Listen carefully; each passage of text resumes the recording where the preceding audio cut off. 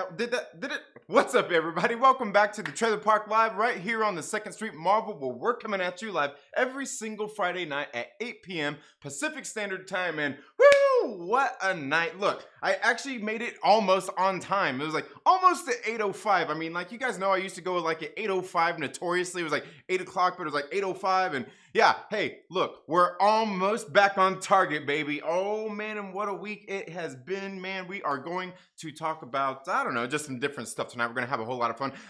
Guys, I don't know. I guess I'm kind of full of a lot of energy. I just got back home from a bike ride, getting ready to have, you know what? I'm gonna swallow my pride and lose a little bit of dignity and probably eat on stream again, because I'm going to get hungry eventually here, and I don't want my tacos to get completely hot or cold on me, right? I mean, they're gonna, believe me, no matter how cold they are, they're gonna get hot with the hot sauce that I have. But if this is your first time here, what I typically do is I start off by talking about some of the comic books that I have pulled for the week, and then I get in and interact with you all in the live chats as we talk about just some of the things that have kind of gone on throughout the week. And we're gonna start no different than we do any other week. Starting off, let's talk about, did you guys check out that DC round robin thing that they were doing? Round 2 just ended this week, and I believe round 3 is going to kick off in a couple of weeks. I didn't actually get a chance to go see what those final numbers were for that, but I'm gonna hope that my Saska sisters, yes, I hope they pulled out a victory with their Zatanna story. I'm sure they did. Hopefully you guys went out there and voted as well. I hope you did. Let me know down in the comments below. Did you vote Zatanna? Did you? Did you, you son of a bitch? You better have, because I told you to. Anyway, getting on with some comic book stuff this week. Got some updates from some of the crowdfunded comic books that the Myrtle Maniacs, that's right, you guys, the viewers out there, the channel supporters, some of the projects that we have backed, we're going to be getting some more goodies in real soon, and man, I cannot wait. You know what, guys, to be quite honest, I gotta stop being such a lazy ass and get my review for Isadora done, because he is getting ready, G.A. Lungaro is getting ready to launch a Kickstarter, or I believe a Kickstarter, for the issue number 2 of Isadora. And so I really need to sit down and get a review done of that. And something else I'm going to have coming up here pretty soon. Hopefully I'm going to see if I can get together with the creator this weekend of a creator of a new series coming out on Absolute Comics Group. Here they're getting ready to do a Kickstarter, I believe, here at the beginning of May. So we're probably I'm going to see if I can schedule a time and sit down with him this weekend, and we'll pre-record something to have up here ready for when their Kickstarter launches. I can't wait for that. Just from the cover, it looked pretty cool. I've still got to read, I've still got to go through and read the issue and see how it is, but if it's anything that lives up to the Absolute Comics Group name, I can guarantee you one thing: it's going to be a very good book. But getting right into some more comic books, speaking of the Absolute Comics Group, one of the books that came out this week, out of the tons of books that we got this week, is this right here. We got Wayward Sons, issue number 3, and I've got to tell you, man, this book is great. Absolute Comics Group doing a good job with all of their books. They started with the White Widow. This series right here is actually the Wayward Legends, is one that they started off a long time ago, that they're actually kind of relaunching to kind of grow and expand the Absolute Comics universe. And what I like about this is, in this story, they had some really cool things happen, but basically what you had some humanoids. They're not exactly humans. They were, in space, and they had a villain. This one of the most evil, like their most, wanted criminal, which is actually somebody who used to be one of them, and they had him imprisoned on the ship called the Titan, and it was supposed to be like a vessel where they put him on this ship, and they're locked away for life, right, out in space, and they can't really do much. And so almost like but a little bit different. And so anyway, during all of that, what ended up happening was they ended up taking over the ship, and the ship had actually the ship ended up crash landing on Earth, and they ended up having to follow it. And so they're all stranded on Earth. But through all of that, they ended up kind of gaining some superpowers. And it turns out they actually it seems like they're turning into like the characters of like mythology is what we're looking at here. But one of the things I like the art in this book. It's just a fun book. Like issue number 1 was really cool because it had some really kind of just like nerdy stuff in there, you know, like nerdy space stuff. Like the guys, you know, they're just like they're all getting ready to they just sentenced the guy. They're getting ready to put him in this prison. You know, they're doing all this nerd shit like we're undocking 1019 blah blah, you know, just all the bullshit, you know, just all that kind of nerdy stuff that you want out of like kind of a space sci-fi. And then, you know, kind of all that action happened and they crash landed on Earth, and that was kind of really all that happened in issue number 1. Issue number 2 obviously, you know, built on that a little more. Issue number 3 really kind of gets us in a little bit closer with some of the characters. One of the main guys here ends up kind of having a relationship with you know, a little fling with one of the people that they the humans that they end up coming across here. They, you know, because they have some things in common, and you know, it's very, very interesting stuff here. But one of the other things I absolutely love about this book is like the art here. The art in this book is just good, and this is kind of what you get out of a lot of the art in this particular book. Just, I don't know, just good stuff. And let's see, I'll see what else I can show you here. Right here. Just a lot of good art here in this book again.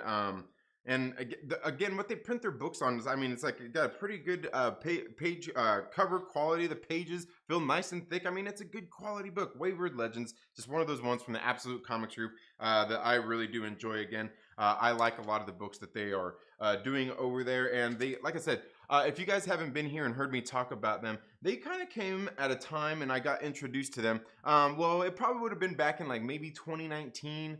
But I really kind of got more exposed to them, say at the tail end of 2019, going into 2020, going into last year, at a time when like Marvel Comics, I was just kind of not really feeling them anymore. You know, just kind of not really feeling the excitement out of the books.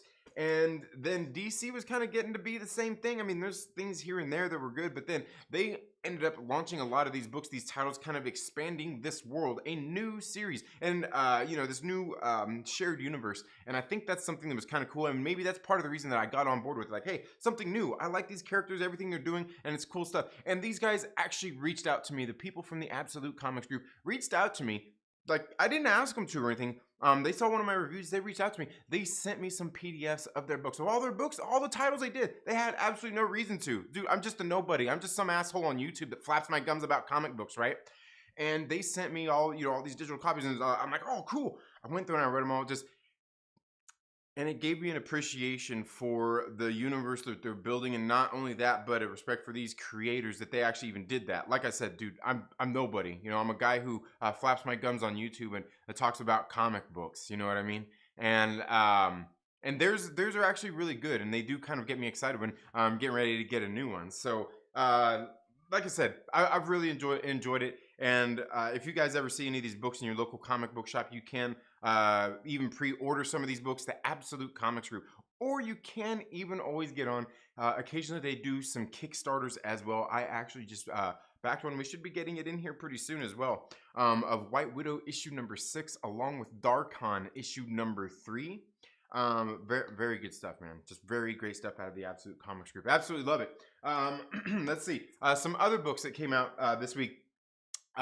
From Aftershock Comics, we got Phantom of the Scan, a new Cullen Bunn horror. And I am telling you, I really did enjoy this first issue. It's kind of, God, I don't know, it kind of like reminds me of almost like, I don't know, like almost like the Matrix, but with like dead spirits, but like with like, I don't know, just like some pretty crazy stuff here. And again, it's Cullen Bunn doing his horror thing, and I think he's pretty good at what he does with the horror books and stuff like that. You know, there's been, you know, I know there's, if I'm not sure if you guys know who Doc, if you guys follow like Doc on Twitter, or he goes on to Wes from Thinking Critical. He goes on his show a lot, and Doc, he cracks me up, dude. He's like this dude who like he reads all the X-Men books and he fucking hates the X-Men books. You know what I mean? But he always cracks me up, and he's like, oh god, he's like, Cullen Bunn sucks, you know. And I was like, dude, but like I like a lot of his horror shit. And he's like, oh, I've never read that stuff. I'm like, well, see, like that's what I do. Like I haven't read any of his superhero shit. For all I know, it does suck. But all I know is Phantom of the Scan was a pretty cool book here. Although I gotta say, it seemed really short. It seemed like a really short read. But there was a lot of spots in here where you're looking at a lot of art and a little bit less reading. At some of the art here in this book. Again, like the art maybe, you know, might not be for everybody, but I think the art that the art style that they've got in here really matches the tone that they're trying to get out of this book. And kind of, you know, I mean, really when it comes to a horror book, those kinds of things, that sketchy kind of art really adds to a lot of this stuff here. But this guy, he goes out and he's getting this group of people together that have like these psychic abilities and all of these different kinds of things, and believes that people are like being, I can't remember, like being killed and all this stuff through these like just like this crazy, like just this crazy monsters and shit. Like it's weird, I'm telling you. Again, Cullen Bunn doing just some very cool horror stuff. I mean, this is like, this book exactly matches everything that I kind of expect out of an Aftershock Comics book. It like kind of hits all the marks. Again, Phantom of the Scan, a new #1 from Aftershock Comics. I've enjoyed this one. Let me know if you guys got a chance to read that one and what you thought about it. Undone by Blood, or The Other Side of Eden. This book right here is one that I've enjoyed this series. It's very interesting getting here into issue #2, kind of seeing how this story is differing from volume 1. And how the character's arc is going here. It's a little bit different than we got in volume 1. And this one's very interesting. But this book is again being turned into a TV series as well. It was optioned by Norman Reedus's Big Bald Head Productions. And Norman Reedus is actually said to, rumored to be starring in the series when that comes out. My guess is that he would play Solomon Eaton, who is one of the series' main characters, the kind of character that's the lead character of this pulp novel that is these characters kind of live vicariously through. But yeah, just I don't know. It's a good one. It's pretty good one. Volume 2 has been pretty decent. Elliot Callan and Andrea Muddy did this one right here, Maniac of New York, issue #3. This series, it's kind of funny. It's kind of like Jason in New York on a subway. And issue #3 here, pretty good book. Again, it's just like a slasher horror comic book. Very good stuff, but definitely it's. And here's the thing: is like, you know, everybody always asks about like woke stuff. Somebody left a stupid fucking comment on one of my videos the other day on, God, what video was? Oh, it was the White Widow. It was the White Widow review that I did like a couple of years ago. Somebody gets on there and goes, oh yeah, but is it, no, what does they say? They go, is it SJW? That's what they said. I gotta see if I can find this fucking comment, this moron. This retard really said that shit. He's like, oh, is it whoa? Or yeah.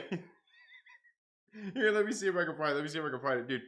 Because I was dying. Yeah, there we go. This guy says, here it is, right here, look. Oh, here. Let me see it. Here.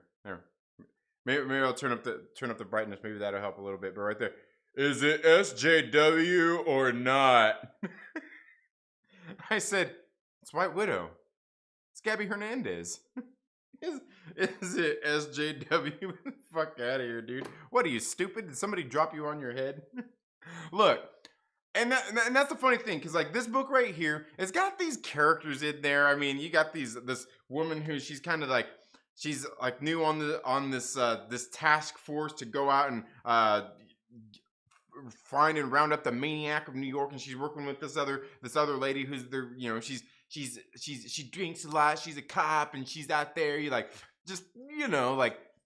And here's the thing: is like, it's not really woke. It's not SJW. They're not really pushing any agendas in here or anything. Like, you've got a couple of women cops that are going out looking for this slasher. Now, by all means, it's one of those kinds of stories that it could be men cops, it could be women cops. I mean, there are some of the things, like, she's such a badass, she ends up punching a guy in the mouth because he called her a snitch.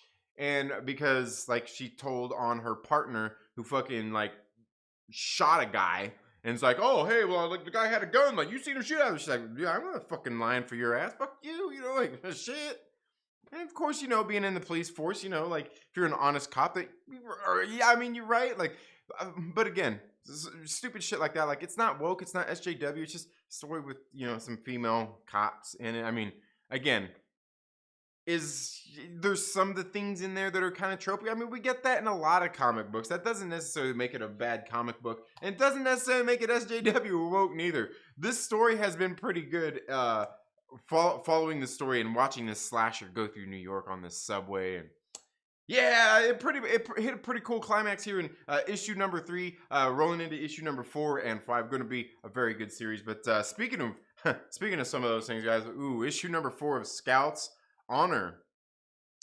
This series has been a pretty decent one. Scouts Honor issue number 4. I believe this has only got one issue left here. We followed our main character where she's it's a post-apocalyptic future. She's a girl who's in the Boy Scouts kind of thing, and it's weird.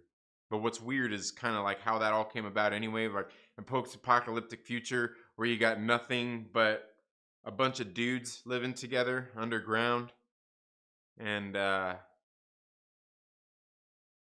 yeah, like, it's a little weird, right? Like, I wish I could do the whole thing, like, oh man, of course it's got a girl joining the Boy Scouts, but like, I'm sitting there thinking, like, you gotta, like,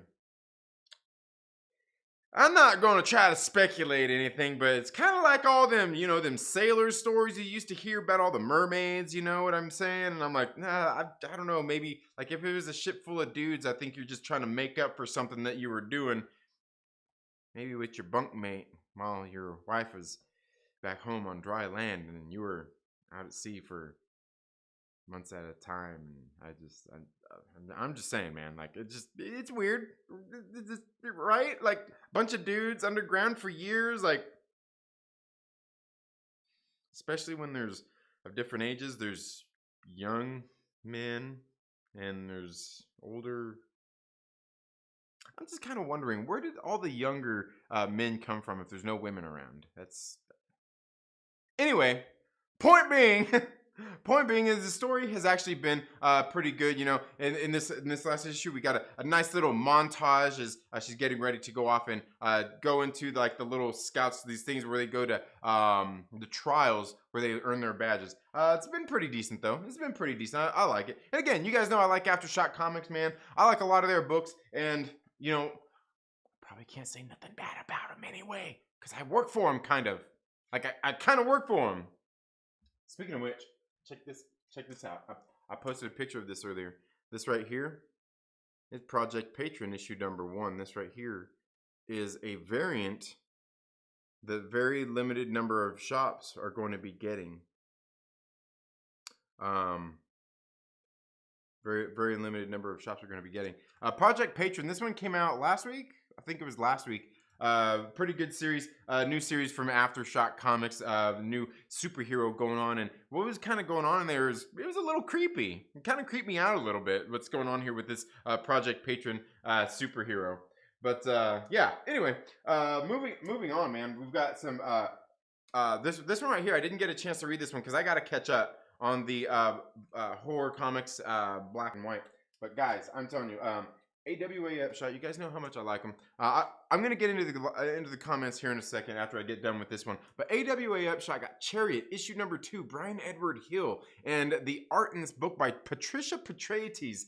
God damn it, this art is fucking beautiful, man. I'm not even sure how else I can state that. I love the art in this book. Mark Lesko on the colors. What is it? Steve Wan's the letterer, I believe. Steve Wan's the letterer. No. Letterer. Okay, what was I thinking was the? I don't know. And world design is the letterer. But like, I love the art in this book. Like, look, like, take a look, dude there. But then like, look at like, this one right here, this woman right here. That you see like some of the detail and everything there, and a lot of the art in this book. I just absolutely love it. Like, look, like, again, like, look at some of these panels. Now, the one thing I do wish about a lot of this, like you can see like they're in a house and everything. You see like right behind her and everything. There's always a lot to be said about backgrounds. Like you can put just like the simplest shit in there and it just makes so much.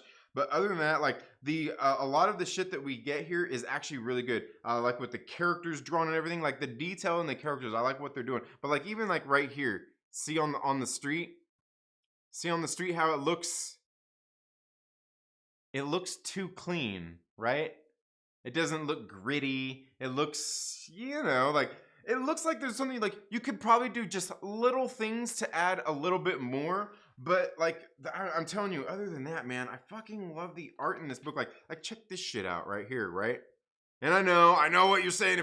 I know what you're probably saying. You're going, oh, the bisexual lighting. Oh, well, like, look, it is. I mean, but this is supposed to be like a neon, like 80s kind of thing anyway. So it kind of fits the tone of that. But again, like looking at a lot of this, like this works perfect because in this car there's not a whole lot of detail, but you can see how like a lot of the just the character, just their looks and stuff. I mean, I really do like a lot of this art. I would like to see more of this style of art in other books. Like look at this. Like even right here. See how like you can see a lot of the expression in the face, the level of detail and everything in there. It's just really nice. I don't see this in a whole lot of books now. Which actually kind of reminds me. Somebody was watching a review. Oh man, might have been your boy Zach was reviewing. Oh man, what was that book? America Chavez, and he was reviewing it and talking about it and everything. And it's a book I'm not really into America Chavez because I've never really read her. I mean, I think I read some stuff. I don't know, a little bit of stuff from a few years ago, but just not really a character I'm interested in. So she came out with a book, and issue number 2 recently came out, and I'm not gonna read it. It's just not a character that interests me. But you get in there and you've seen the artist who was on the book was Carlos Gomez, and I'm like, oh man, I almost want to just go pick that book up just because it's Carlos Gomez doing the art, because Carlos Gomez does fucking great artwork. All right, Carlos Gomez is good. But anyway, that's just if you ask me, man. That's just if you ask me. Oh, you know what? And the other thing I forgot to mention was this one right here. Spider-Man's Shadow. This is like a what-if story. Like, what if Peter Parker kept the symbiote suit? This book was actually pretty good. I like Chip Zdarsky, which I see he is actually here in the comments right now. But this book right here is really good. I like that, like the story that said this whole what if scenario here, and even I thought the art in here was pretty decent. There was just like some of the stuff in the art, I'm kind of like, it leaves a little bit to be desired, but altogether, it's a Chip Zdarsky, it's a Spider-Man story. Reading it, I'm in on this one. I hope it's going to be good. It's one of those books. You guys know I don't pull many Marvel books these days, but I did pull this one, and I actually thought it was a pretty decent read. But anyway, guys, let me know what you think about all that stuff down in the comments below. Also, one other last thing. I've got my Sam Wilson Captain America trades out. I shot my review this morning of Falcon and Winter Soldier. And well, man, I was at the LCS, and because after I bought these, they went ahead and ordered the new one, and they got the volume 2, like it was like a volume 2 in these collected editions, thicker ones, and I think it's like issue number 17 through I think like the end of the series, and it was a nice and thick one, and it was on the cover. It had the one where like it was like the Sam Wilson Falcon. You know what? It's probably in this book. No, it's probably not in this one. It's probably in the other book, but the one where it's like Sam Wilson, like Captain America. It's like an homage to the old school Captain America punching Hitler one. It was kind of like that one, but it's Sam Wilson doing it. Yeah, I think it is on this other one. I think it is on this other one. Where's it at here? I know it's in one. I know it's in one of these. I know it's in one of these. But they had it there. I was like, oh man, I almost want to get it, and then maybe just give these ones away. I don't know, something. But yeah, I thought it was pretty cool. Yeah, honestly, I don't see it in there. But anyway, guys. And by the way, did you guys watch Falcon and Winter Soldier? What'd you think about it? Let me know down in the comments below. Let's go ahead and get here into the chats and see what you all are saying. See what you're all saying today. Let me know how you're all doing. Okay. All right. Let's see.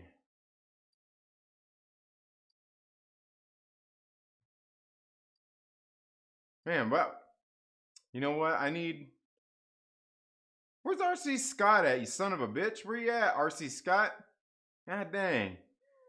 Oh yeah, you like Dixie's name? I see there. Oh, okay. Look, I'm on fucking top chat, not live chat. God damn it, man. Okay, here we go.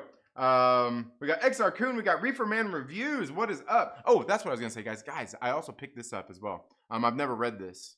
Never read it. Thunderbolts. This is like, you know, some of the. I believe this is like where they were all introduced and everything. This was like, it's got a collected edition of like the stories and shit. It says right there.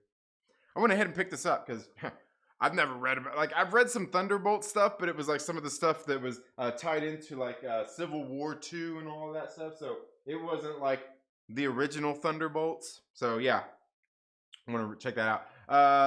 Let's see, we got XR Coon, the real John Carter. Thank you so much for being here. I'm not sure that I've seen you here before. I appreciate you. Appreciate you being here. It says, Mike, much respect from Long Beach. CA. Always enjoy the vids and lives. All right, nice. Let's see, I won't complain about you eating on cam if you don't ask what I'm doing off camera. Absolutely. Okay, did Zatanna win? Did it? All right, first time in the chat. All right, well, thank you for being here, John Carter. Absolutely. Tell us about comics, Ambassador Tree. Absolutely. Sorry, wrong person. Yeah. All good.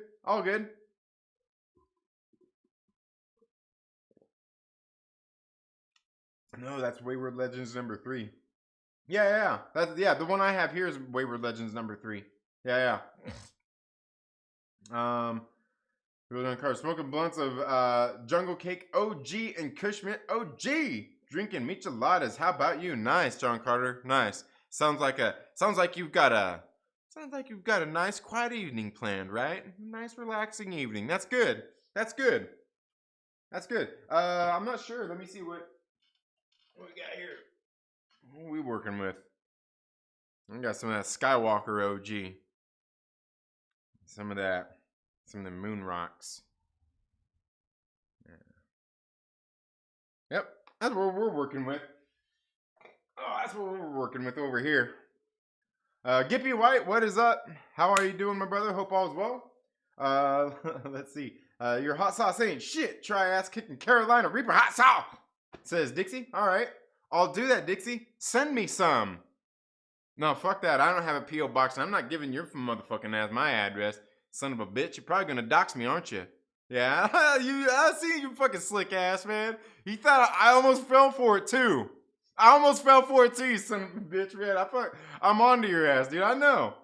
Dixie always fucking, I know you, Dixie, man. I'm pretty sure I fucking know you, dude. I know you, Dixie. Oh, man, that's funny. They had Wayward Legends number 3 in my pull box, and I didn't realize till later that it was $10. Good thing I saved 20% off for having it pull it. Oh, you got the $10 cover. Yeah, see, because that's one of the things I've been putting it on my pull list, and I make sure this one, the one I got was actually $2.90. It was actually $2.99. Yeah, look. Oh, where's that?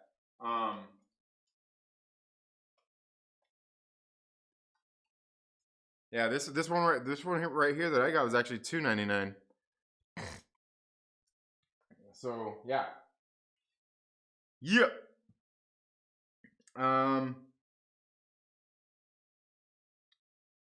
Let's see, but yeah, no, but you probably got like the foil. It's got a cool cover, and I think it's got like the foil. It's got like the foil logo on it too, I believe, right? First, been a stuff for a couple of years now. All right. Got to review volume 1 and 2 of Wayward Legends on my channel. Okay, okay. Yeah, I was gonna say because it's all those same. It's the same stories though, right, Wayne? I think they said they kind of changed it a little bit and updated it a little bit, but I don't know. Yeah, let me know. Let me know about that. Yeah, Dixie in the house. What is up? Okay. Really enjoying the Behemoth has been putting out more of an indie guy. Yeah, me too, John Carter. Yeah, Behemoth comics have been really good. You know, speaking of which, the one I need to finish was one I actually picked up last week was a trade paperback of Carnivora. I still need to finish that one. It was pretty decent. It's all black and white. It's an all black and white series as well, which I think is fine. That works for a good horror comic. I think it works. You gotta work for it. You gotta work for it in that case. Let's see.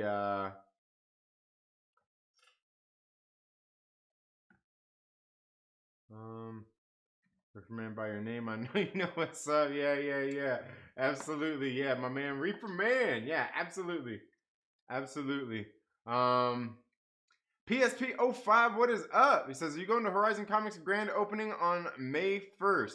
Oh, is that when they're doing it? I don't know. PSP05? I didn't know they were doing it, but I might just go over there. I might go there and check that out because I have been going over there to Horizon Comics. I didn't realize they were under new ownership.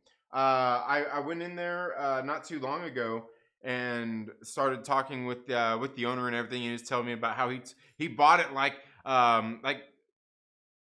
man, what'd he say? They closed like right at the time when everything went into lockdown. I was like, damn, man. He's like, yeah, man, we've been fighting, kind of struggling to, kind of keep our doors open and keep business rolling in, but they're doing it, man. They're doing pretty good too. I like their shop. It's different. It's different from Bases, I like both of the shops, man.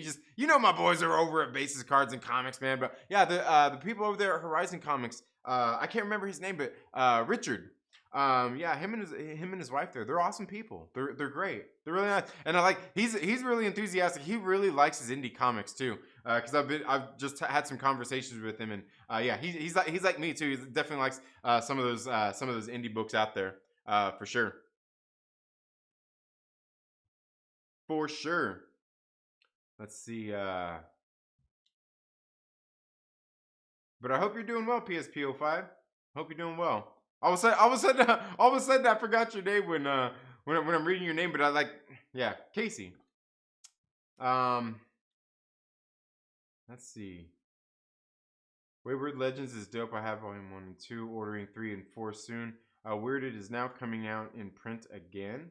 I have the trades from when it was under Red Giant Press. Yeah, and now they're still involved. They're still part of Red Giant. They're still part of Red Giant. Actually, they're still part of Red Giant.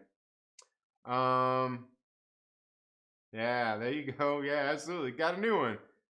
Yeah, the real John Carter. Absolutely. Hell yeah. LMI Music, thank you so much for being here. I need to go check out some of your music. I heard Reefer Man even talking about it as well. I need to go check out some of it. Reefer Man Review says Colin Bunn is fire. Yeah, Colin Bunn does some pretty good shit, man. Like he did that Cyberpunk 2077 Trauma Team. Fucking great 4-issue series, man. I loved it. I absolutely loved it. Something is off on the stream. I got it. He forgot to buff his head. It's not extra shiny. Yeah, no, it's not extra shiny today. Not extra shiny today. Sorry. There's a fucking moth flying around here. It's getting on my nerves. Anyway. Let's see. Maniac looks like a toxic baseball. Oh, yeah. So basically, Jason takes me. Yeah, kind of like, but on a subway. Let's see. Damn, it's later than I thought, says Zaglax. I know, right? I know. It is.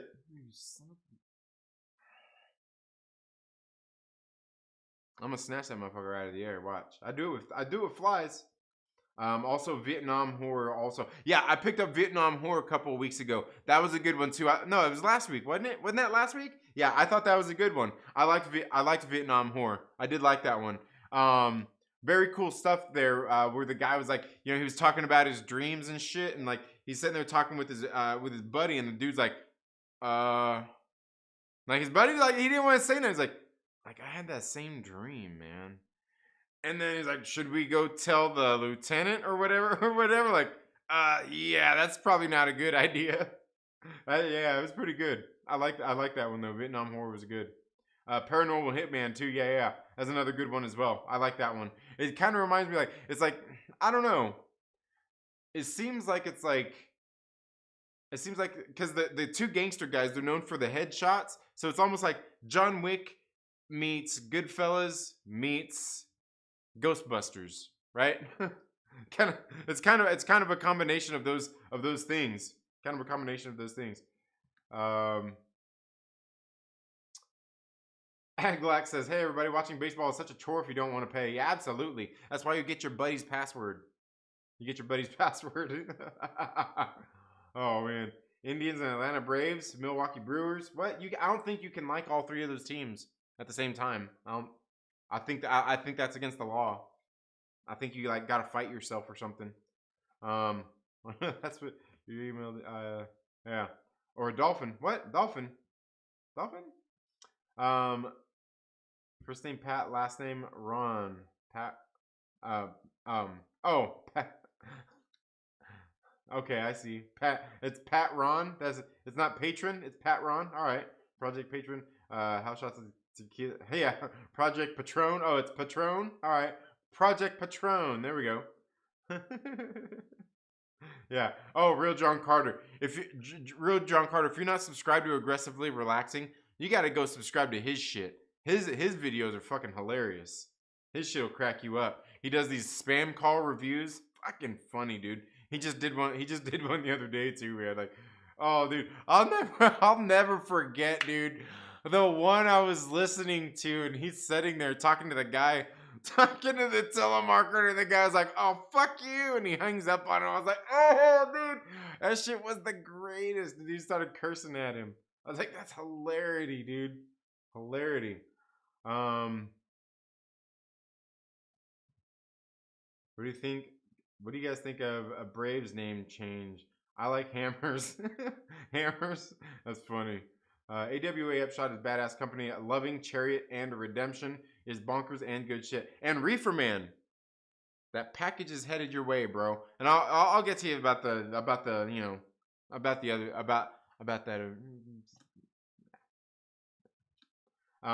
But yeah, you got something headed your way finally.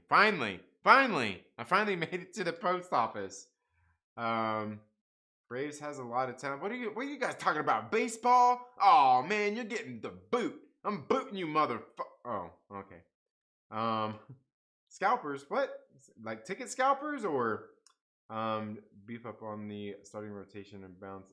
Oh man, you gotta talk. Oh man, like come on, all you nerds. Nerds! Talking about baseball. Can't talk about baseball around here. What are you doing, you nerds? Oh, man. That's the rules. I'm about 25 minutes away from New Brave Stadium. Nice, nice. For a free catalog of... No. Dixie. No.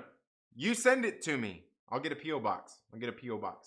Just posted the cover of Wayward Legends 3 on your Discord other stuff page. Okay, yeah. Everybody smash that like button. Smash it. And don't forget to subscribe and hit that bell so you can get notified when new videos drop. Thank you so much, Gippy White, for the reminder. Appreciate that. Appreciate you, my brother. Hey, please do. Hope you enjoy. Yeah. Oh, what? Hope I do what? What are we doing? Speaking of music, The Offspring and Greta Van Vliet have new albums out. Greta Van Vliet. Why does that name sound familiar? Greta Van Vliet. And Offspring. All right. Yeah. This is new Offspring. Absolutely. Landing TLB. What is up, my brother? I hope all is well. Just got done watching episode 5. I give it a plus. I give it A plus. A plus. Give it an. Give it an A plus plus plus plus plus. Yeah, I'm giving you an English lesson here on the stream. I give it an A plus plus plus. I like Greta Van Fleet. Is Greta Van Fleet? Isn't Greta Van Fleet? Oh no, never mind. I was gonna say, isn't Greta Van Fleet that chick from Fox News? But my bad. That's Greta Van Susteren, right? Susteren? Just you know what I'm talking about. Oh man, I like where they I like where they went on way Sam couldn't be Captain America. I like the direction they are going with this one. Yeah, I've enjoyed it. I really enjoyed it. I'm gonna get you, you son of a bitch. Keep fucking flying around my fucking face, dude. I'll get you. Just seen the other day, my cat. I posted a picture on Instagram, but my cat, dude, he was sitting there like, I noticed the other day he was like in the kitchen, just all like looking around, and he's all fucking pawing at some shit. Next thing you know, bam! He got that motherfucking fly, dude. Got that son of a bitch. That's right. But yeah, no, like I'll snatch flies out of the sky and shit, like maybe not out of the sky, but out of the air, not out of the sky. But yeah. Oh man, I like where they went on way. Sam could be Captain America. Where they went away? Where they what? I don't know what you're saying. I like the direction, but yeah, definitely. Aglax told the spam caller that he wasn't a good co-host. Talking about the Star Wars. Yeah. That was hilarious. He's like, yeah, you wanna kind of co-host this with me? That shit was funny, dude. Oh man, did I miss my other comment? Oh no, which one? Which one did I miss? I mean, I know I probably missed some because it kind of jumped on me a little bit. What are you talking about? Oh, okay, here we go. Falcon and Winter Soldier, besides the obvious great storylines that are happening, I just want to say one thing. Bucky's not sleeping on the floor. It's on the couch. He has a purpose and a bit of a life. He's healing. Yeah. I mean,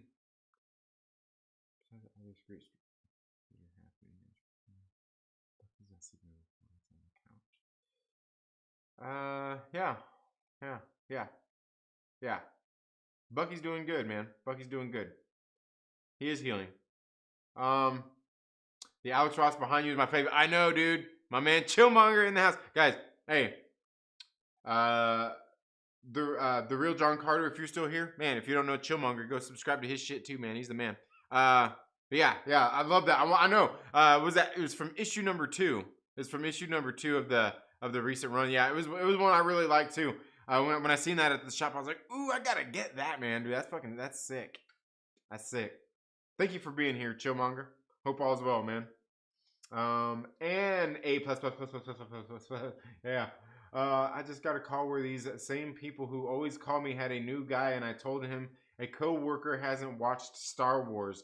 Then you can hear her say, "Oh, I know that guy." That's awesome, dude. That's awesome. That's great. That's great. Oh, I know that guy, dude. That's hilarious. Dude, that's hilarious. You know what? Like, you got to get in there with them. You got to get in there good enough with them to, like, when they call, they know that, like, oh, dude, it's the fucking comic guy that does the review things. You got to get them all to start talking about you in the office. You got to get them to start talking about you in the office. So that, because I guarantee you at that point, they'll fucking start playing along. They'll probably start playing along. Why wouldn't they? It'd be fun. It'd be fun.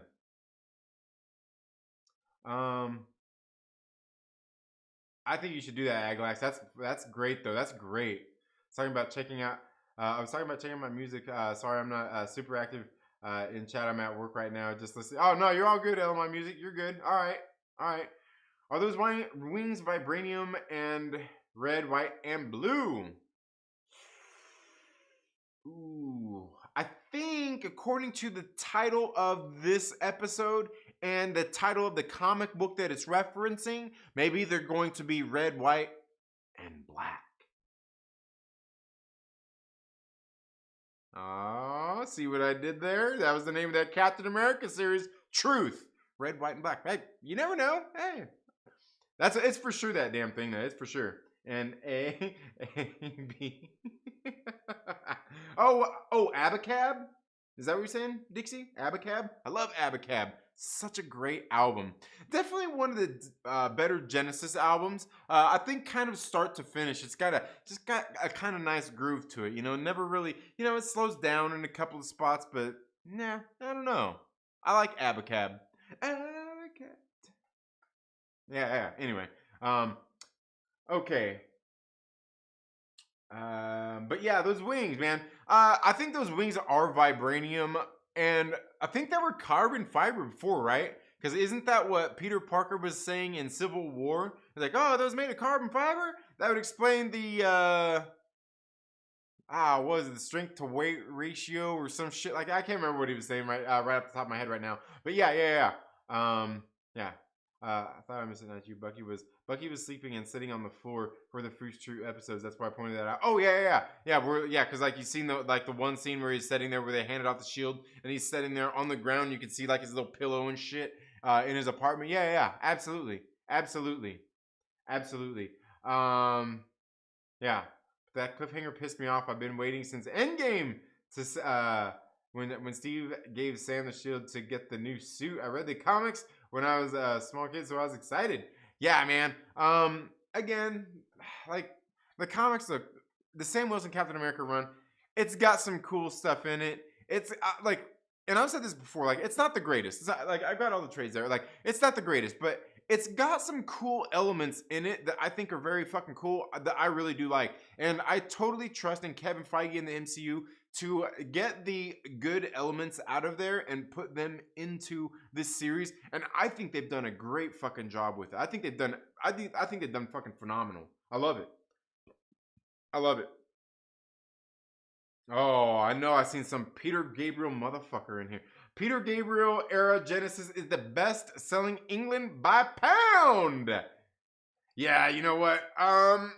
The Peter Gabriel Genesis is actually good. Yeah, absolutely. Back when you just had Phil Collins pulling one duty. He was only pulling one duty, not double duty. But yeah, Peter Gabriel shit was good too.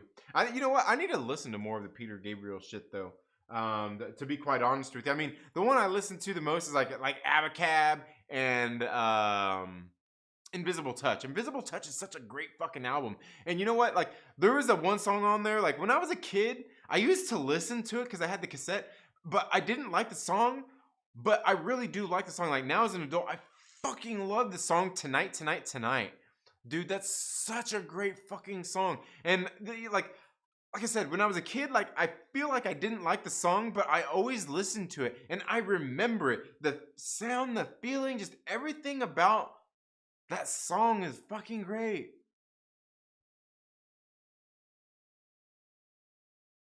Yeah, it's playing in my head right now. Fucking great, man. Like Genesis, man, they are you're making me want to go you're making me want to go listen to some of that Peter Gabriel shit right now. Can't though because they'll give us a copyright claim and shit. Yeah, dumbass shit. Stupid. I hate it.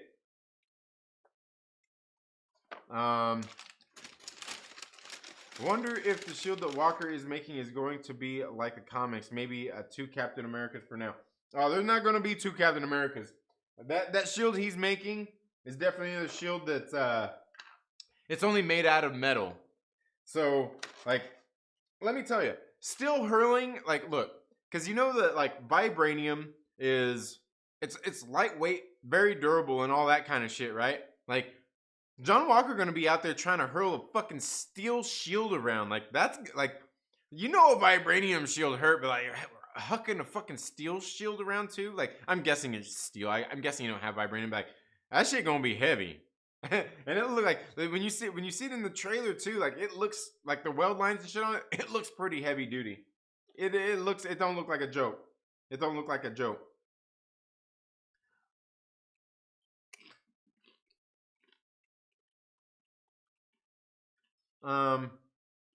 But no, definitely not two Captain Americas. John Walker's definitely going to become U.S. agent. Sam Wilson going to be Captain America. Yeah. Comics is like manga if you think about it. In some senses, yes. In some senses, no. There's a definite difference. Let's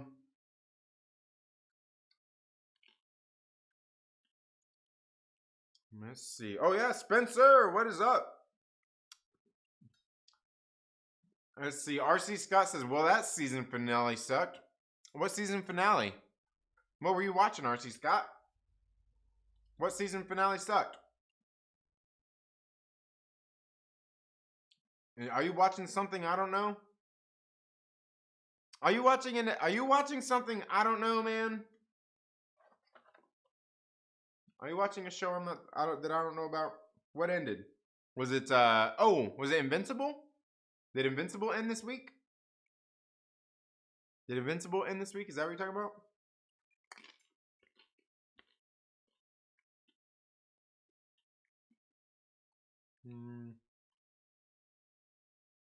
Flexibility, rigidity. Yeah. Walker will become U.S. agent and go on to be in the Thunderbolts. My prediction. Zemo too. Yeah, absolutely. Absolutely. Well, I was actually kind of wondering. I mean, is Bucky? You think Bucky's going to? But I definitely think the Julia Louis Drives' character in here, the La Contessa Macana, you know what I'm talking about. Her character, I kind of feel like maybe they're going to do an MCU thing with her, and maybe she's actually going to assemble the Thunderbolts. Just guessing, maybe. Maybe she could even be assembling them for Ross. You know, like we don't know. We don't know.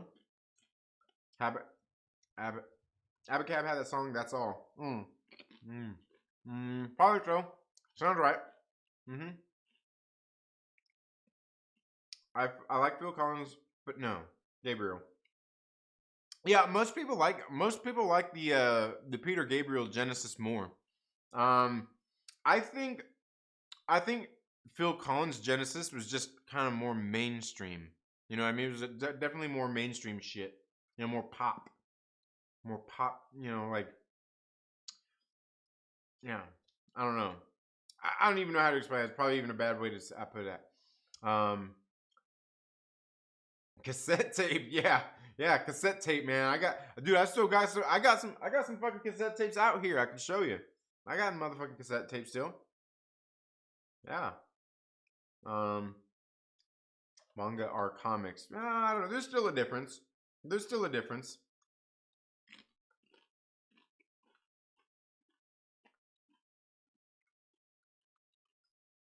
No, comics of manga for us, the MCU. Because without the comics, there will be none of this. I knew Sam would get the shield, but I kept my mouth shut for others who never read the comics. Oh no, F that. Fuck that. Ruin it.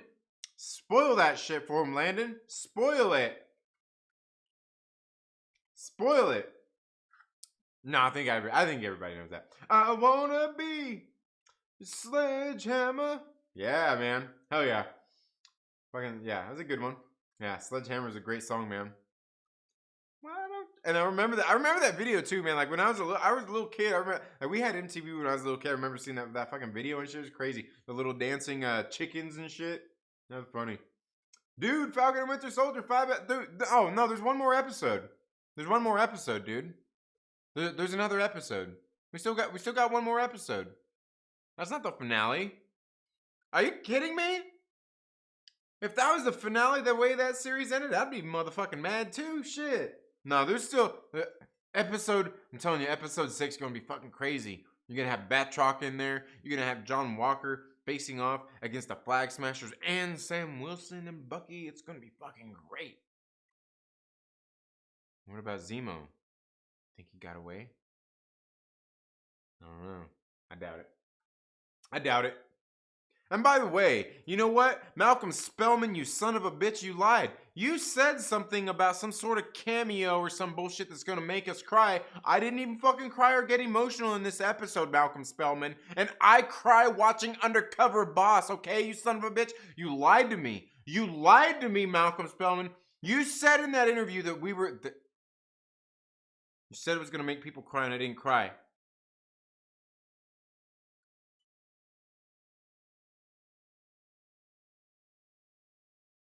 But it's all right. You've been doing good through the season. I'm Mr. Showrunner guy.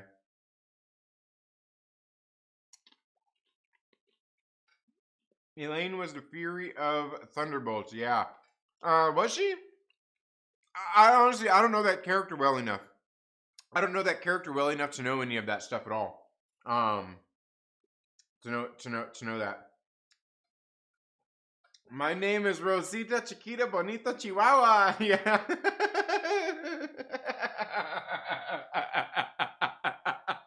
Absolutely. Absolutely. Yeah. That's funny. That's funny. I'm glad somebody kind of got it because that's what I was trying to remember. I couldn't remember what all that was. But yeah. You're so cool says I know just put him in there because of reasons. I will get 2 more for you tomorrow. What? What are we talking about? Peter Gabriel Genesis is more prog rock. Yeah, absolutely. Yeah, that sounds good. Because the regular like the Phil Collins Genesis is definitely more pop. Definitely more pop. I have a couple tapes that they broke. I used to fix them with Scotch tape. Yeah, I've done that before too. The Scotch tape. Yeah. Oh man, that's great. Land of Confusion was a heck of a crazy video as well. Yeah, that was a great video too. I remember that. Like it was all like I can't even think of what kind of puppets those were that they were using, but they were great. And it was all like President Reagan all running around and shit, like Superman. There's great stuff, man. Like, do they even make videos like that shit anymore? Do they even make creative shit like that anymore? Like, I don't know. Like, do they like fucking MTV probably don't even show fucking videos anymore, you know? You would cry if you were a Seinfeld. Dude, I'm a huge Seinfeld. I got a Seinfeld shirt. I got all the seasons on DVD. Isn't that how you spell DVD? I love Seinfeld. Dude, you know what? I haven't really watched Veep, but I love Curb Your Enthusiasm too, which, let's face it, she's Elaine in that also. Oh man, that's funny. That's funny. Ooh, look at that. Sorry guys. I'm eating some more food and I'll read some more comments here. What do you guys think about I got my man Chillmonger. Here in the house. I want to know, Chillmonger, did you watch my video, my review of Falcon and Winter Soldier? I want to know some of your thoughts on some of that stuff that I commented on there. If you got a chance to watch it, I put chapters in there. You can jump in there. But I wanted to know your thoughts on some of that stuff. The conversation with Isaiah Bradley there, with Isaiah Bradley and Sam Wilson. I think there was a lot going on there, but I just want to know. I want to know from like your point of view, like if you've seen what I was saying and kind of what you thought about it. I don't know who else. Do we have any other black men in the chats who watched my review? Did you watch it? Is there? I don't know. I know there's Chill, but yeah. Anyway, come on, guys. I just want to know because to me, a lot of the stuff that's going on there, the social commentary that they're talking about in the series, while they're doing a lot of it through the lens of a black man in America, I also feel like a lot of the things that are going on in the series, I feel like a lot of the things that are going on there is just really just kind of the human experience anyway. People being discriminated against and stuff like that, being treated differently by others, people who don't look like them. I mean, seriously, one thing that's undeniable is people naturally assimilate to their own, people that look like them. If you're white, you probably hang out with mostly white people. If you're black, you probably hang out with mostly black people. If you're Mexican, you probably hang out with mostly Mexican people. Or even if it's not that, you naturally feel more comfortable around them. It's a natural thing. Most people feel that way. And that's the funny thing, because when it comes to it's funny because it's something like young Ripper 59 always talks about too, when he's doing some of his videos, or even LB's had some of the problems with some of that shit too. You get in there and just some of the stupid shit people say, you know what I mean? It's dude, I don't know, man. People are fucking stupid. Is what it amounts to, man. Is what it amounts to. But people everywhere have been discriminated against for the color of their skin, been made to feel that way. But yeah. Anyway, let me get some more into the chats, and we'll see if see what Chillmonger says. See what Chillmonger says. Let's see. Cried on Undercover Boss episodes, classic. Yeah. Hey man, I'll admit it. I don't even know if I want to watch the next one. I must have groaned over 5 times during tonight's episode. Just can't have a black character without throwing in the victim complex. Like, I don't know what you mean there. Like, well, see, but that's the thing, RC Scott. Like, for me, is that like the stuff that like they're doing in there, to me, I think they're writing a perfect commentary on it. Because if you go back and you watch my review of it, I feel like Sam is saying, like, bro, like, you're a grouchy old man. It's time to fucking move on, bro. Like, from some of that stuff. It's time to move on from these things. Like, I get it. Like, yeah, we've been bent over. Yeah, we've been screwed, bro. Like, yeah, right? We've been treated like not even second class citizens, like we're pieces of shit for fucking years. Yeah, but at the same time, I feel like he's still saying like it's time to move on from that. We can't forget that. That's one of the things that Sam Wilson is really talking about a lot too. He's like, we can't forget that. And even the Shield, I feel, is kind of symbolic in that way too. In everything that's happened throughout this series, is that like it's okay, like you need to take that history and hold on to it, but it's also time to move on from it and heal from it. But again, it's one of those things you don't want to forget about it. You don't want to forget about it, but it's time to move on past all of that bullshit, right? It's time to get on and move past it. And I really feel like they've kind of done and wrestled with a lot of these topics in this series in that way. And I think they've done a good job with it. I think they've done good. Now, and the thing, like with the whole, like you're talking about, like, you know, they're like the victim thing, like they're really like they're doing that in a way that they're showing all the contrast there. Through everything I'm getting out of it, and not necessarily just through words, not through words that people are saying. It's through the expressions in their face and the way that they're reacting to stuff. Again, hats off to the people acting in this fucking in the show. They're great.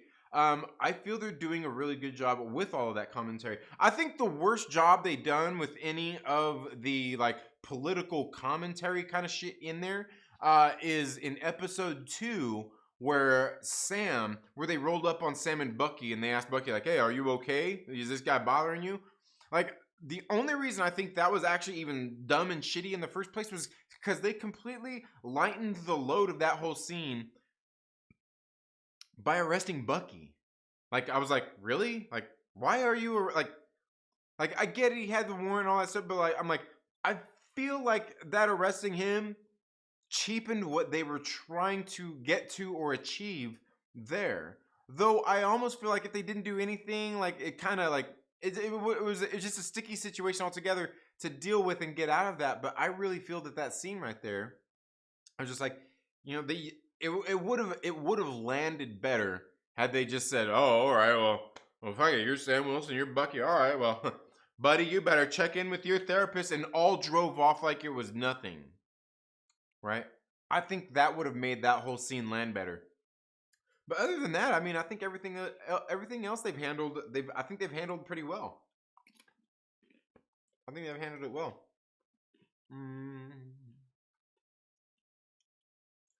Costanza! Yeah. I'm sure I didn't know her from the books. Oh, okay. All right. Yeah. Yeah, that's what I was thinking. Like, maybe she's going to take on and assemble him. Be right back. All right. I wasn't talking to you. What? Serenity now! Yeah. Yeah, what did I miss? Yeah, right? What did I miss? Yeah. Random Brad, what is up, my brother? How are you doing? Man? Can't wait to get my signed copy of Kill Crazy Nympho's Attack. I know, man. That's awesome, dude. That's awesome. You're gonna love it. You're gonna love it, bro. You're gonna love it, dude. It's a fucking great comic book. It's a great comic book. Oh yeah, there's discrimination in all directions. All right, yeah, for sure. Comics Explained has a Contessa Explained video already. Of course he does. Of course he does. Of course he does. He probably, dude. You know what? knowing Rob, he was probably watching the episode and he's seen Contessa. He's like, oh my god. He's like, I don't have a fucking video. He probably paused that shit right there and went and did a whole fucking video talking about her and everything. And then he probably uploaded all that shit. And then he probably sat his ass back down and watched the show. He probably did. He probably did. But yeah, I need to go check that out. Yeah, he's good with the shit because he knows his stuff. It's Festivus for the rest of us. Yes, absolutely. To the screenshot that statement. When racism is ended forever, humans will be a homogenous gray being with a giant gargoyle. Yeah, for real though. But the thing is, like the thing is, like, racism's not gonna end, man. It's not gonna end. It's never gonna, dude. Like, it's literally been around as long as humans have been around, dude. Like, look, that's just the way that it is. It's not, look, and I'll be quite honest, and I know it always sounds bad when you say this, but I don't necessarily think there's anything wrong with it. The thing is when you're being an asshole to somebody over it, right? Because by all means, you can take a look at plenty of societies out there in the world today who still don't want to assimilate with people outside of their own.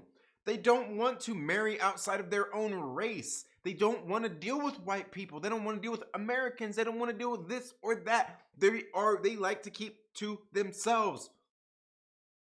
That's discriminatory. I mean, you could by all means say that they probably go to lengths that you could easily say is racist. But the thing is like, most of the time, you know, like I said, it's in the way it's done. I mean, just because they are just because they're discriminating against, you know, it could be because they are racist assholes, but that doesn't mean they're going to be pricks to you. You know what I mean? And I guess that would ultimately define the difference between discrimination and racism, and some of those kinds of things. Well, I mean, like, of course, discrimination and racism, they kind of go hand in hand, but they're not synonymous with each other, because you could be discriminated against through classism. You know what I mean? So it's not just about color. But you know, I mean, you are right though. I mean, there's because we're all different. That's why we're never exactly what you're saying, because we're never all going to look the same. That's why there's, you know, yeah, absolutely. It's not that it won't even die in America. It's that it won't die anywhere. It won't die anywhere. It won't die anywhere. You know. And, you know, I mean, the other thing though too is like, here's the other thing though too is like, I don't think there's anything wrong with like acknowledging your race and like, but I honestly think that's one of the biggest problems with the world today anyway, is like a lot of people don't really know their genealogy. They don't know their history in the first place. Most people go by what? They go by skin color, right? And that's where, you know, like, skin color isn't anything to go by. It's like I was I was responding to a video about the Falcon and Winter Soldier, and they were talking about Wakanda and Wakanda not trusting white people. And I was like, well, I don't think the thing is that like Wakanda don't trust white people, because by all means, a Wakandan could be born white. What they do is they don't like outsiders. They don't trust outsiders, right? So that's kind of the difference there with like some of that. I mean, you know, but again, that also comes back down to the whole assimilation thing. Most people naturally assimilate to people that are like themselves, like their own, right? I mean, it's just a natural thing. Just a natural thing. Jacob, my man, what is up? What is up, man? How are you doing? What are you doing, Jacob? Shit, man. It's been a while. It's been a while. Are you ever gonna come visit? Are you ever gonna come visit?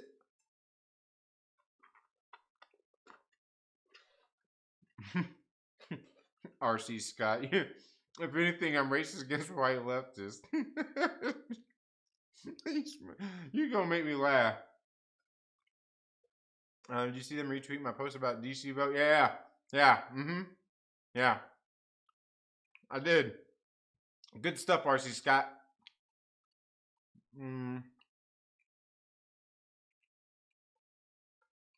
Yeah. Yeah, we're gonna be the aliens that people make conspiracy theories about. Hell yeah, dude! Sign me up. Sign me up. Um, everybody discriminates. It's called preference. Well, I think yeah. For the most part, I think most people discriminate. Um, again, just because you're being discriminatory doesn't always necessarily mean that it's a bad thing. A lot of it could be just born also just like through ignorance. You know what I mean? Like, um, if you just don't know, like you're raised this way all your life, and you know like you don't know any different. You know what I mean? Um,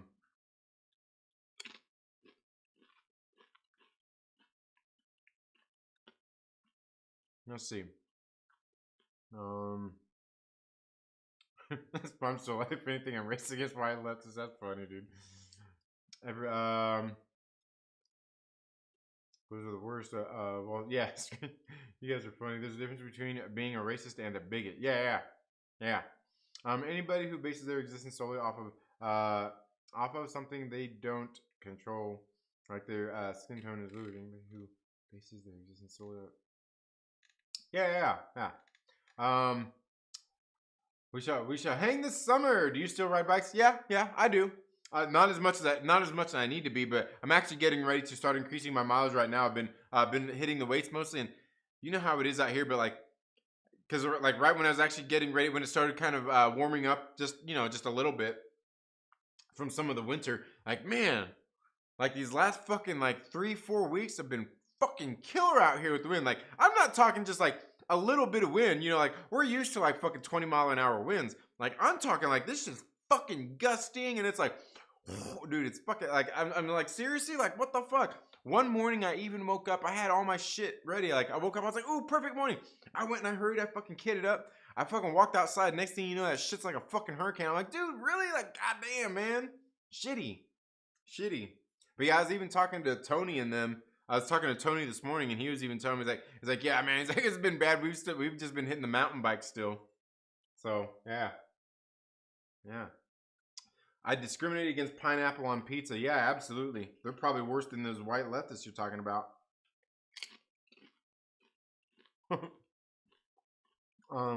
Ask him to come out and play. Oh yeah, absolutely. Yeah.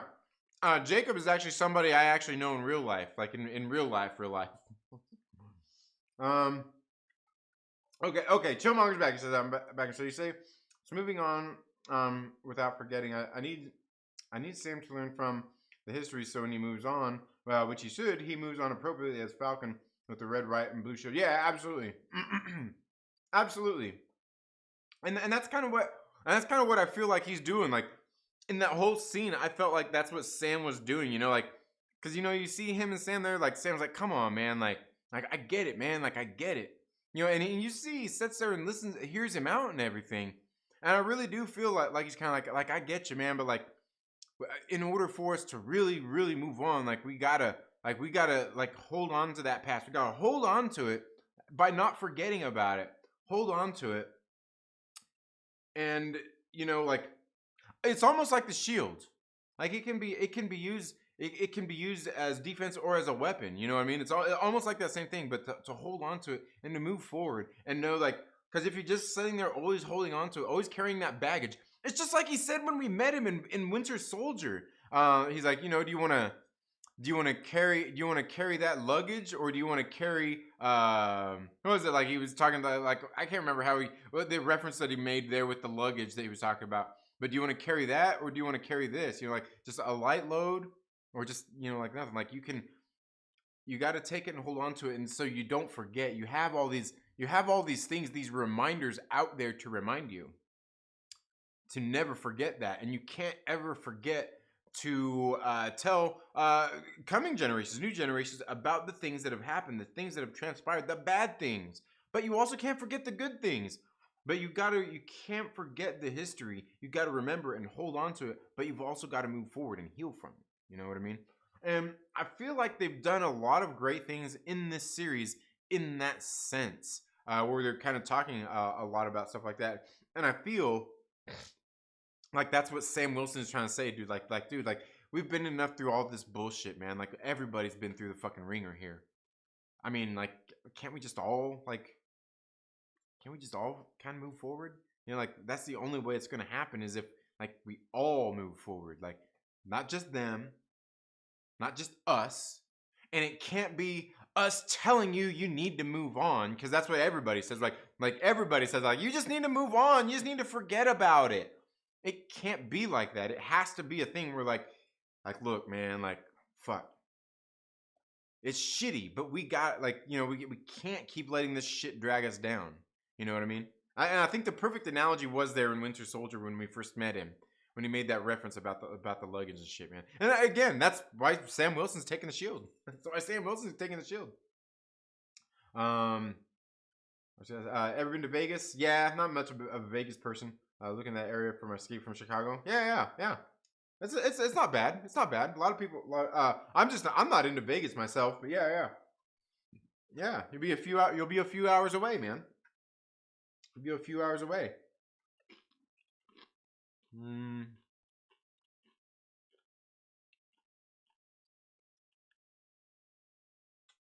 Got Goju Chang pizza is fire, and it has pineapples. I don't even know what that is, but no, it can't have pineapples. That's a sin. It's a sin. It's I delivered the pizza. Trust me. All right. You got me. I can't argue with the pizza delivery guy on that. Do you want to carry your suitcase or a little man purse? Yeah, there you go. That's how you want to carry a suitcase or a little man purse. And that's true too. I mean, when you think about a lot of stuff, and again, like, that's what I've loved about this series here so far is they made so many callbacks to all of the stuff that's happened in the MCU so far.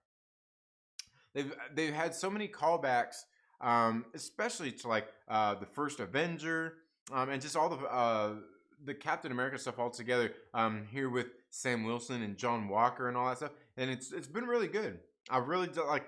They're really kind of like paying homage to their own shit while setting up new stuff. You know what I mean? It's been great. It's been great to watch. Apparently my clickbait didn't work anyway. Did you guys? I tried to put some clickbait in the video. You know, like the MCU goes SJW or what I put. I don't know. That's just funny. MCU goes woke. Because, oh man, Chillmonger, he did a video the other day. He was like, "What is woke? Like, what's it mean?" And I left a reply, and then I noticed that somebody else went in there. And I'm not thinking, I think they just replied to my comment. I don't think they were replying to me. Because their comment, what they said, I'm like, I never even said anything about that. What did you bump your head? I think they were just talking about the video in general. So I didn't even respond. I'm like, yeah, I'm not even going to try to get into this dumb shit with this weirdo. I'm not even going to try to explain it. So I was like, whatever.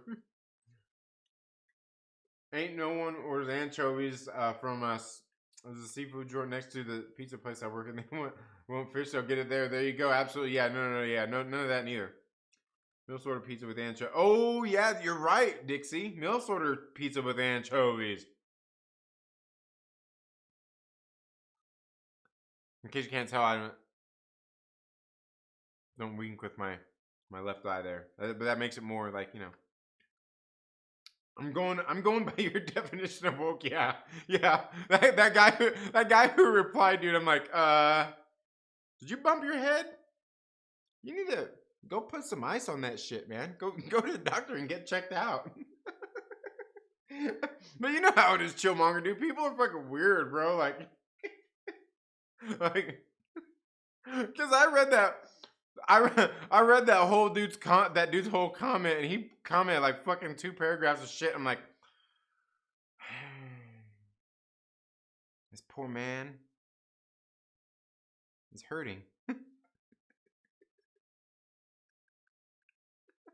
He's hurting, man. Oh man, be SJW if you want to lose your money. Go to Oklahoma Indian casinos. There you go. That's funny. That's funny. Yeah, and that's funny too. Choma, that was the best. That was the best response I could think of for what woke is. I mean, like what is it exactly? Because I get you. What is it? You know, because like it's funny too because like a lot of times you get on, you see these people talking about woke this, woke that, and it's like okay, like when I get on and I see what these videos like woke this or woke that, I was like I always feel like maybe I need to do a video about that, but I always feel like I click on, I'm just like with the eye roll, you know. What dumbass definition of woke are we going by today? Because these motherfuckers, man, they're like they see some shit like it's got a woman in it, like it's got a woman main character. Oh my god, it's fucking woke. Like okay, so like going by what you typically say every day. I would Terminator's woke. No, Terminator's not woke. That movie is like, oh my god, like. So we're not going by that definition today. We're going by the other definition. It's like I need to know. I need to know. Like it's one of those things. Like I'm like what definition are you going by today? Which one is it that fits your narrative? Like can you just let me know off the bat? Like oh, that's just funny though. That's just funny. My fat boy snack for tonight: Cheese Whiz with Rotel spicy diced tomatoes, using Tostitos, hint of lime. Dude, like all you gotta do is throw that shit into a crock pot with some government cheese, and you even better, even better. Like, okay, let me see your Black Panther 2 review. Right? Yeah, right. Oh man. Did you post a black square on juice? No. Right, man, that's funny. Woke, RC Scott says woke is an original ironic term used to define people who are more asleep than dead people. Right. All right. Technically, aliens is woke since the hero is a woman. That's funny. Tom McDonald's rap fake woke is excellent. I haven't heard the song other than when my man Reefer Man Reviews went through and he did a reaction of that. He did a reaction of that, and that's the only way I've heard it. And again, he was kind of pausing and shit and talking, so I can't say I've actually really heard it. But yeah.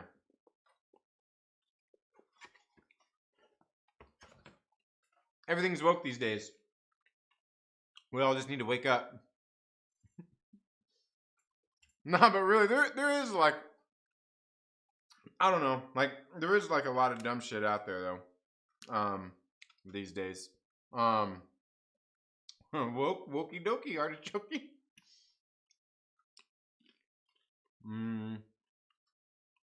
But the intention of these YouTubers shines when I see their other. Oh yeah, absolutely. And I know, Chillmonger, I know you like me too. Like, you're not against watching any of those other videos, seeing these people rant and rave about this stuff. I mean, hell, sometimes it's entertaining. You know what I mean? Sometimes it's entertaining. To see, I'm just sitting there like going like,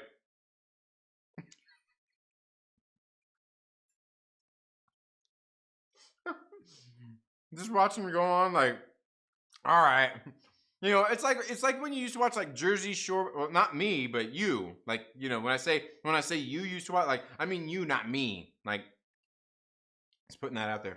But when you used to watch Jersey Shore back in the day, actually my wife used to watch it. I didn't watch that shit. Well, I mean I did watch it because excuses out the window. I used to watch that shit, but not intentionally. Like I wanted to, but I watched it because my wife. Anyway, you get it. But like you see that shit like. Do people really only watch this show to see what dumb shit they say or do next? There's really no other point to watching the show. And that's kind of what it's like watching some of these YouTubers out there. Oh, man. Yeah. Absolutely.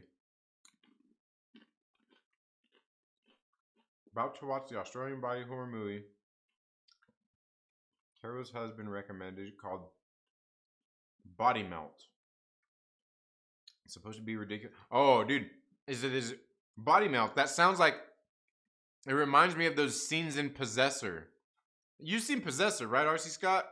Possessor, the scenes right there where, remember where the guys are all like, where they're all trading places and shit? Like, it's all like, dude, like, crazy stuff, dude. Crazy stuff. Yeah, it's entertaining. It's worth knowing what is being said. Yeah, yeah, absolutely. Yeah. Yeah, because a lot of them people do that, dude. Like I said, like I don't watch a whole lot of them, but sometimes they're entertaining. Sometimes and you know what? And honestly, like sometimes they actually got a point. You know what I mean? Even a broken clock is right 2 times a day. So they say. Depends on how broken it is. Maybe it's only right 1 time a day. But yeah, but again, you know, like there's some of them who talk about the stuff and actually have, you know, like really valid points. And there's some of them who it's like, I really kind of feel like you're like just kind of being full of shit, you know. The best thing is to ridicule woke culture. Absolutely, absolutely. But then again, then you gotta define it. You gotta, but then like to ridicule it. That's when. But in order for me to ridicule it, I gotta figure out which definition the dumbass that I need to ridicule is going by. I gotta figure out which. I'm like, look, like I want to make fun of your dumb woke ass, but like, what definition are we going by today? I can never figure this shit out. You motherfuckers keep me confused. How am I supposed to know what, like, you know what? We need to create a fucking website. We need to create the woke website. www.woke.com. Or maybe define woke. Or wokedefined.com. And every single day we can go in there and post which dumbass version or which dumbass definition of woke we're going by today. And you better hit the right day on the right. Oh, we're gonna give you a motherfucking hard time. You gotta hit the right woke day, right? You gotta hit the right woke day. Oh man. Bullshit. But I must have missed something. Gippy says it seems like true true comic book fans, readers, collectors, appreciators understand real equality and acceptance, but the newest set of writers from the comic books have no fucking idea they're woke. Well, that depends on what you're talking about. I mean, if you're talking about a lot of the writers that are working for Marvel and DC, I would say that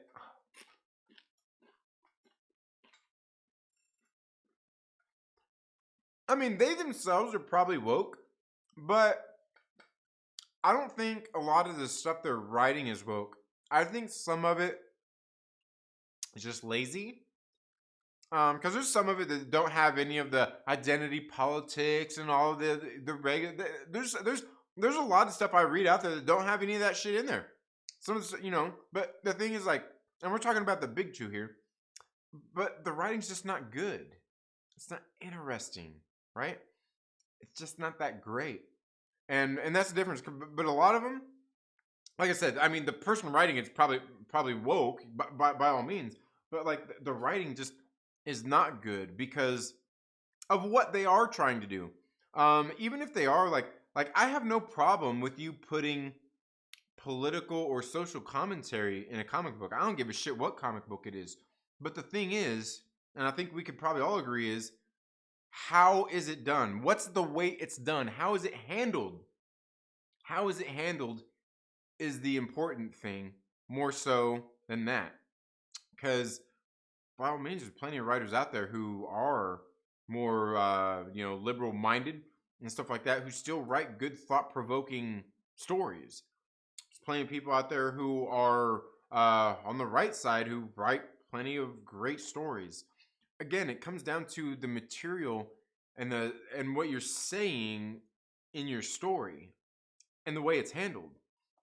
Like I was on the thing I was talking about on Chillmonger's his video he talked about the other day is like, take a look, and I've talked about this numerous times. Take a look at Kevin Smith, right?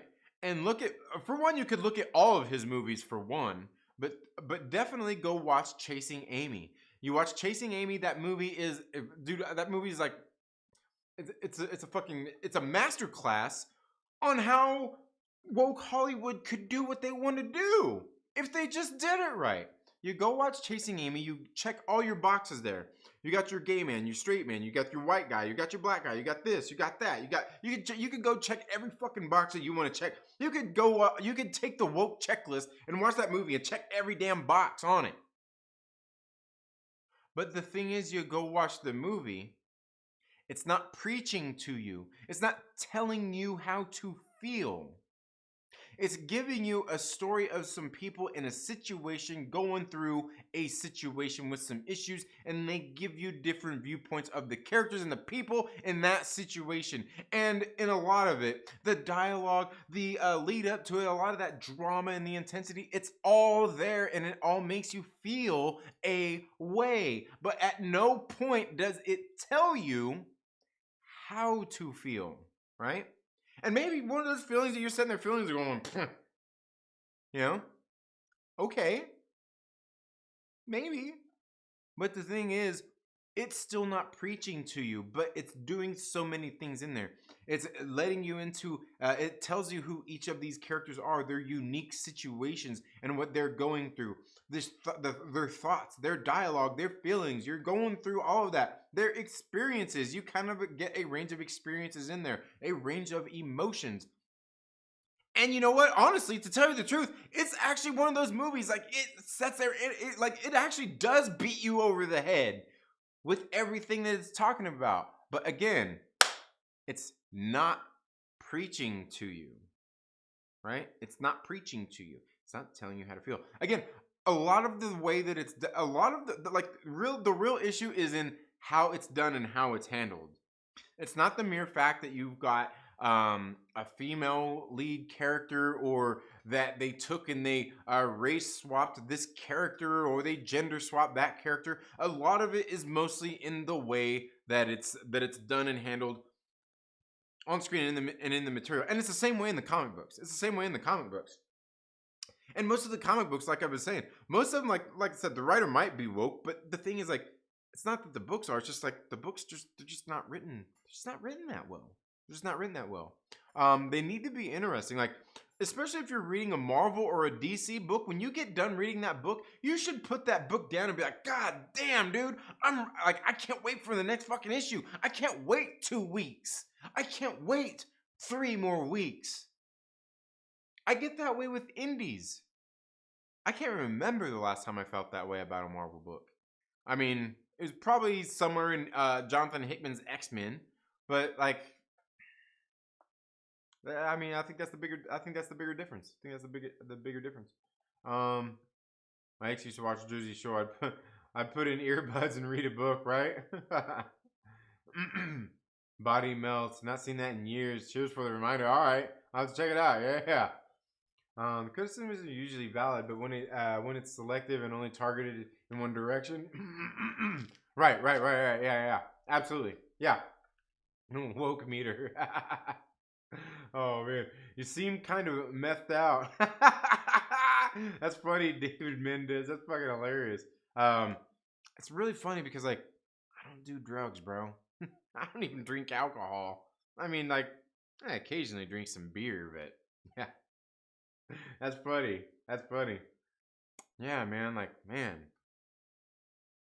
Yeah, I just don't do that. I'm just not into those kinds of things, man. Like, I was never into like the whole like meth and all those things. Like, I just was never into that. You know, cause like I smoke, man. Like, I smoke some weed. I medicate like that. But like, yeah, that other stuff. And believe me, that does more than enough. It gives me energy when I need it. It helps me focus when I need it. It helps me have an appetite when I need it. But thank you so much for being here, David Mendez, you dumb motherfucker. He seemed kind of methed out. Yeah, you see all the marks on my face from where I'm scratching on my shit. See it? You see it? Oh my god. Oh my God, you see my teeth? See how fucked up and jacked up they are? Ugh. Oh my God. Oh my. You want? Oh. All right. You don't want to see my meth titties, you son of a bitch? Fuck you, man. Get out of here then, David Mendez. Don't want to see my fucking meth titties. What kind of motherfucker comes on here, calls me a meth head, and doesn't want to see my meth titties?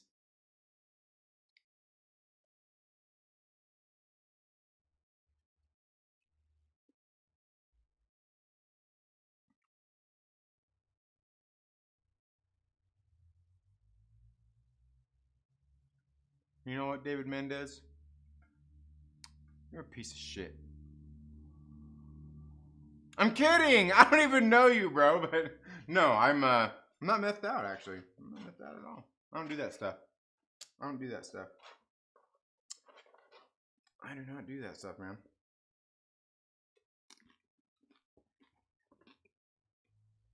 I'm not saying I haven't done it. I've done it. I've done it before. I just don't like it. I'm not into that shit. Hmm.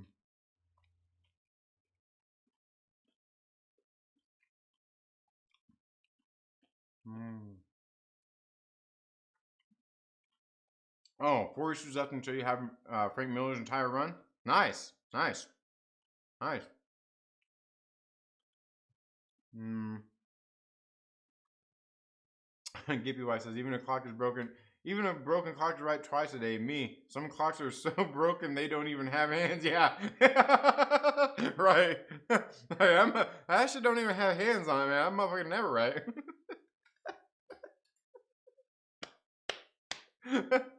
That's funny. Yeah, yeah, yeah. That's good. That's good. Um, yeah, he's a Swiss watch. It keeps perfect time. All right. I remember one time when I was a kid, my mom, she bought us these Fossil watches. Fossil, you know the brand Fossil. But it was a dial. It was a sundial. Like, in order to tell the time, you actually had to go outside, face north, and do all that shit. And it worked. It worked. It was pretty damn accurate. I mean, I know where north is at. I mean, if you know where the sun rises and sets, you pretty much know. But yeah. Donny Cates is a screeching leftist, but he's still a good writer. Yeah, okay. Yeah, all right. All right. You got me. But no. No. Donny Cates ain't a good writer. He did like those first 6 issues that he did on that Thor run, they were pretty decent, but like I didn't even fucking read after that shit. Like, nah. No, he's not. But I've heard his indie shit is good. I probably need to check out his indie shit. Certainly not that crossover garbage. Crossover sucks.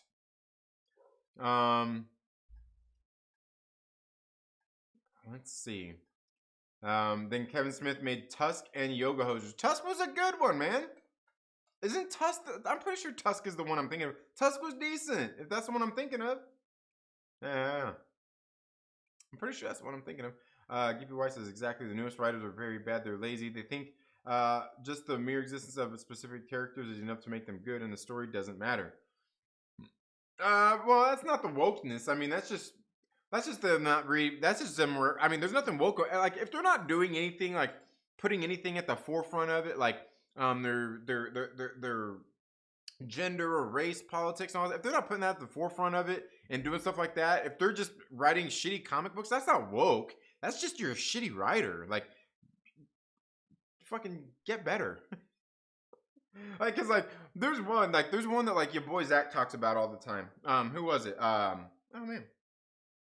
What was her name? Babs? Is it Babs Tar? I think that's what the name was. That writes and was writing a comic book recently called, it was Overwatch, based on the video game. And like I went and I read the book and like and yeah, it was, I'm pretty sure it was Babs Tarr that was writing it, and the is it, or is it Tamaki? Is Tamaki the artist? Mariko Tamaki was the artist, and Babs Tarr, or no, was it Babs Tarr was the writer or the artist, and Mariko Tamaki was the writer. I can't remember. I just know that he talks about these people a lot. But I read the book and I'm like, man, I actually like the art in the book. The art was good. But the writing, I was like, Jesus Christ, dude. What are you, like, fucking 16 years old? Like, again, it wasn't anything woke about it. It was just, like, this is just, like, shitty writing. Like, are you seriously 16 years old? Like, it's written, like, 16-year-old who's just ready to go to hang out at the arcade for, you know, for a few hours, and then maybe go to another little local hangout, and like, yeah, just wasn't good. I mean, there's no wokeness about it. Just wasn't good. It was sad too because the art was pretty decent. But yeah, the art, like, the art was pretty decent. It's just like the story was shit. Oh man. Cocaine is fun until you run out of money. And you'll do that shit every time. Yova Rodz, what is up? How are you doing? Chillmonger says, Trinity, you sped up at reading your chat. Yeah, I've been keeping up with it today. I've been keeping up with it today. Yep. Yeah. I love Tracer, says Yova Rodz. Oh, that's what it was. It was Overwatch. Is that what it was called? Overwatch Tracer? Is that what you're talking about, Yova Rodz? The recent series? The recent series? Yeah, like I read the first issue and I'm like, what's going on here, dude? Like, but the art was great. The art was great in it. The art was great.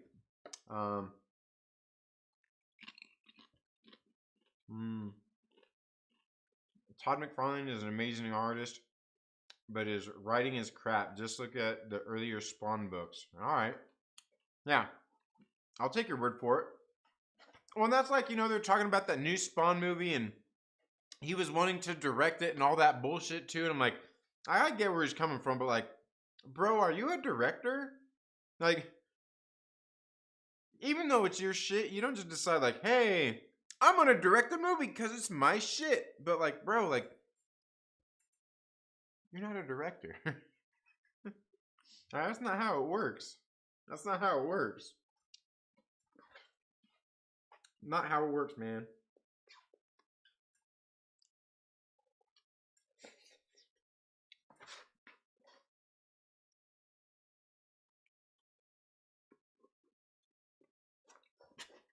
There's Tracer London calling comics. Okay. Yeah. I think that's right. On yeah. I think that's right. I'm gonna get you.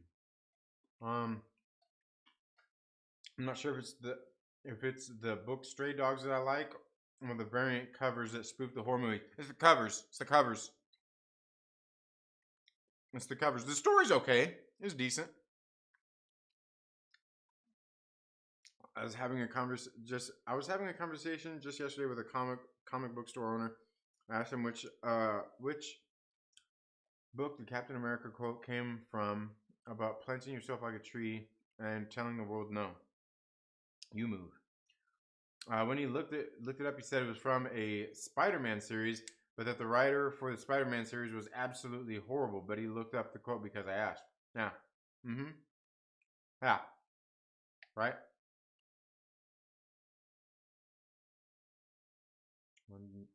Yeah.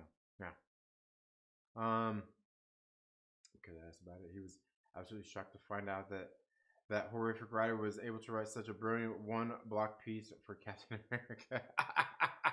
Yeah, hey man, like I said, like occasionally people have brilliant moments of brilliance, man. It's just like anything else, you know. It's just like I always say this too. Is the one thing is like, good people do bad things, bad people do good things. It's just the way it is. I mean, that doesn't make the bad person a good person, and it doesn't make the good person a bad person. It just means that sometimes you do something uncharacteristic. Trinity, what your shirt says or means? Oh, it's just the Twisted Twins. It's the Twisted Twins. Clive Barker's first movie was Hellraiser, based off his story. Nice. Obi-Wan the homie says, gotta love turning into the stream just as Trinity is taking a big bite of what I guess was some carne asada fries. Yeah, absolutely. I was getting ready to dig into these motherfucking carne asada tacos. Too, shit. Look, y'all motherfuckers getting ready to see me sweat, dude. Look at this. Ah, yeah, it's that hot oil sauce. I should probably get some napkins for this shit, man. It's getting ready to get hot up in this piece of shit. I'm telling you. Oh man. Lots of bad people are good fathers. Yeah, could be.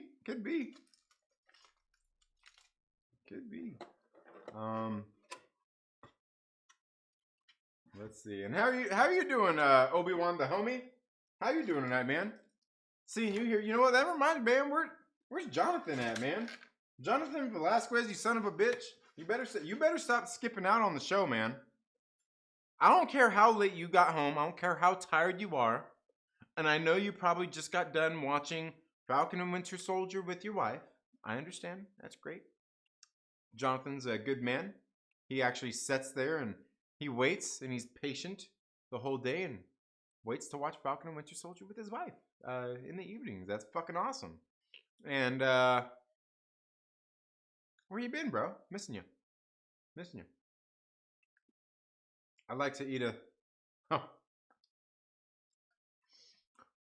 I'm not even gonna say that shit, RC Scott.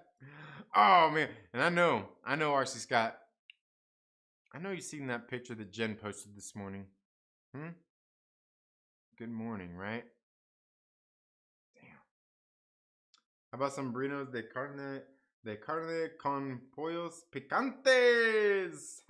I can't even say all that. I can't even say all that in a Spanish accent. I'm like, how about some burritos de carne con pollos picantes? Yeah, see, I can't. I'm only half Mexican, bro. I'm only half. Like, shit, my mom's full Mexican. She don't even know Spanish. Like, I probably know more Spanish than she does. Damn. I know. Dude, I know. I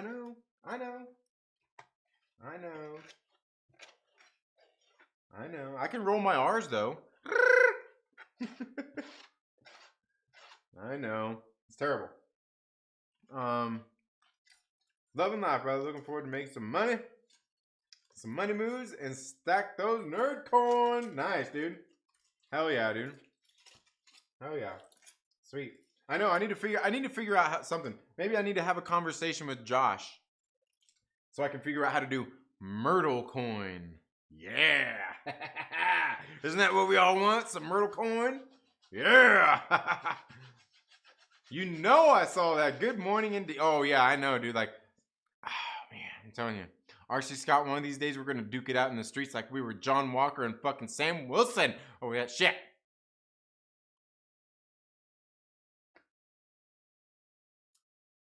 That's a fucking great picture. That's a great fucking picture, man. I'm telling you. Stay away. Stay off my Kool-Aid, motherfucker. Oh man, I can't roll my. Oh, you can't roll your R's? Yeah, my sister can't either. Is it just me? Did you hit the gym? Yeah, absolutely. Gym always. Well, not gym. It's in the studio. It's something actually, Yova. You already lost. Yo, get the fuck out of here, you son of a bitch. Get out of here. No way, dude. No way.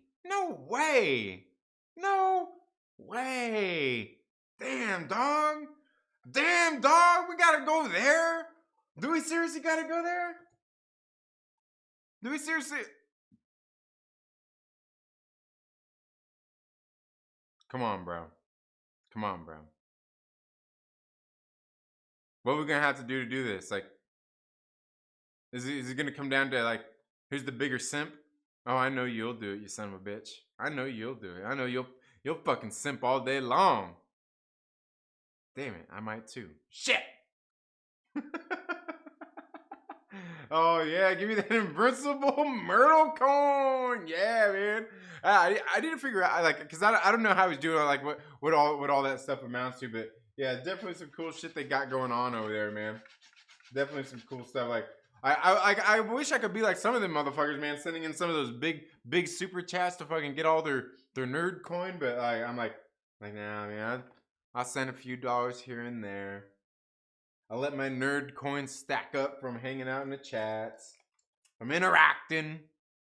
Yeah. I do that.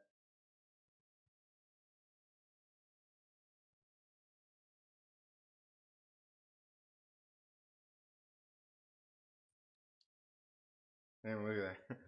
Look at that stuff, man.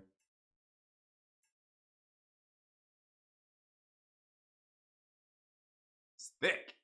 Thick as thieves. Stuff is thick as Leslie Jones. Let me hear it out there from Leslie Jones. Woo! Yeah. Yeah. Keep picturing that throne room stage in the first Mortal Kombat game. We're sucking it out while Jen sits on that throne applauding. I know, right? Yeah. Like she's all sitting there all looking all sexy and shit. Yeah, anyway.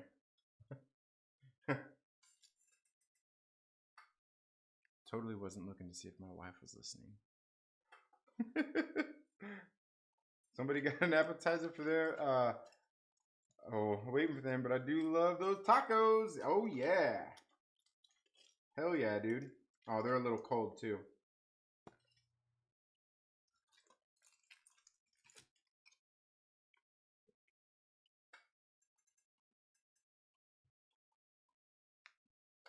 That shine's getting ready to come. That was it Dixie talking about earlier?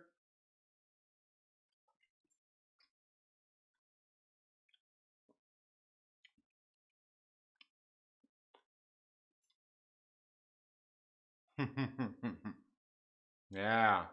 Yeah. Yeah.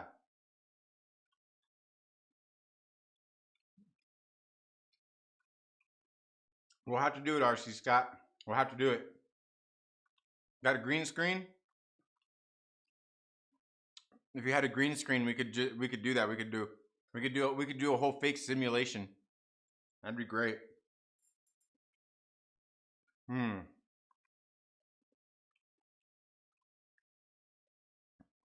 can feel it.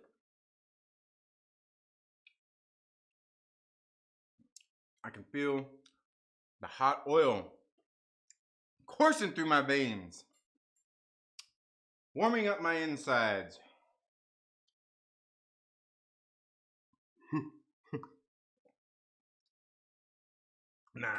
Nah. It's all good. I'm not that worried about it, Obi-Wan. I'm not that worried about it. Besides, I've got you on my side. And RC Scott. Weird as that may sound.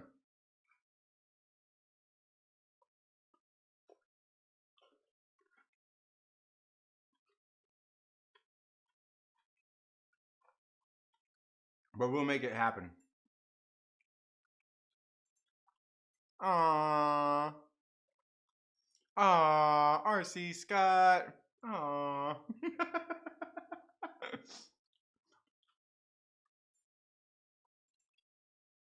Yeah. Give you with the tacos, yeah. Yeah. Look. It's already starting to look. You guys probably can't even tell, but I can already feel it. There's already sweat. Already sweat. Already starting to sweat, man. I'm telling you. It's the best.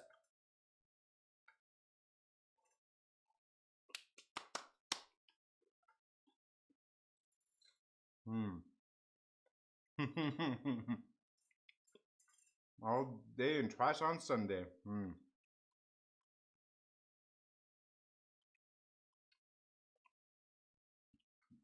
Eat mushrooms. They are good for your immune system.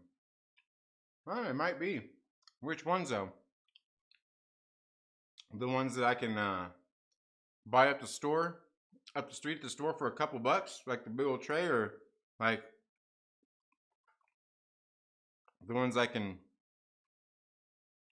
buy up the street for a handful of bucks. It's like a couple fingers. All right.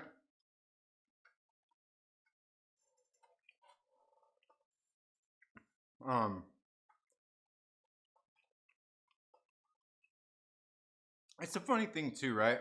Like how that works. You know the old 2-finger method? Remember the old, you're weighing your sacks, 2 fingers? That was your quarter? It was funny. I was actually my kids for school when I make their lunches. Like I get them snacks and I weigh out. Not like weigh out, but like like a quarter cup. I just get a quarter cup and just scoop it in there and get a quarter cup, put it in a little baggie for them. And I would go get it. And I look at the bag. I'm like, man, so crazy how that quarter cup. It's supposed to be however whatever that serving is. That quarter sack or whatever. It was 2 fingers. I'm like the 2-finger method is a time-proven method for weights and measures. I'm telling you.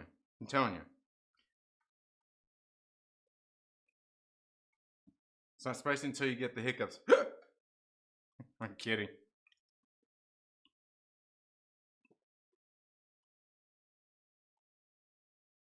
Appreciate the advice. Moving to shrooms and pink fluid. There you go. All of them. Oyster mushrooms are good. I don't think I've ever had oyster mushrooms. Last time I did shrooms, I watched Big Hero 6. Haven't watched it since because it will never be as good as it was that night. Oh man, that's funny. Yeah, yeah, absolutely. The 2 fingers, man. Like you put that shit in your bag, and like, you just make sure that it's spread out.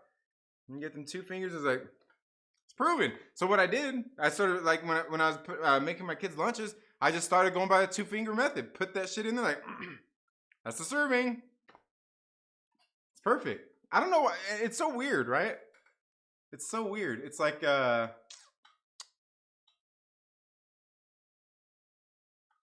it's just like, it's funny. I heard somebody else talking about this too.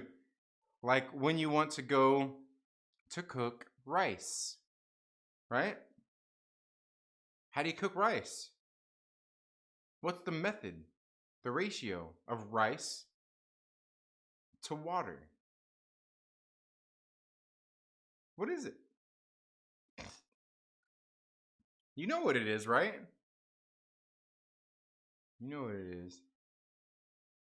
You measure it with your finger.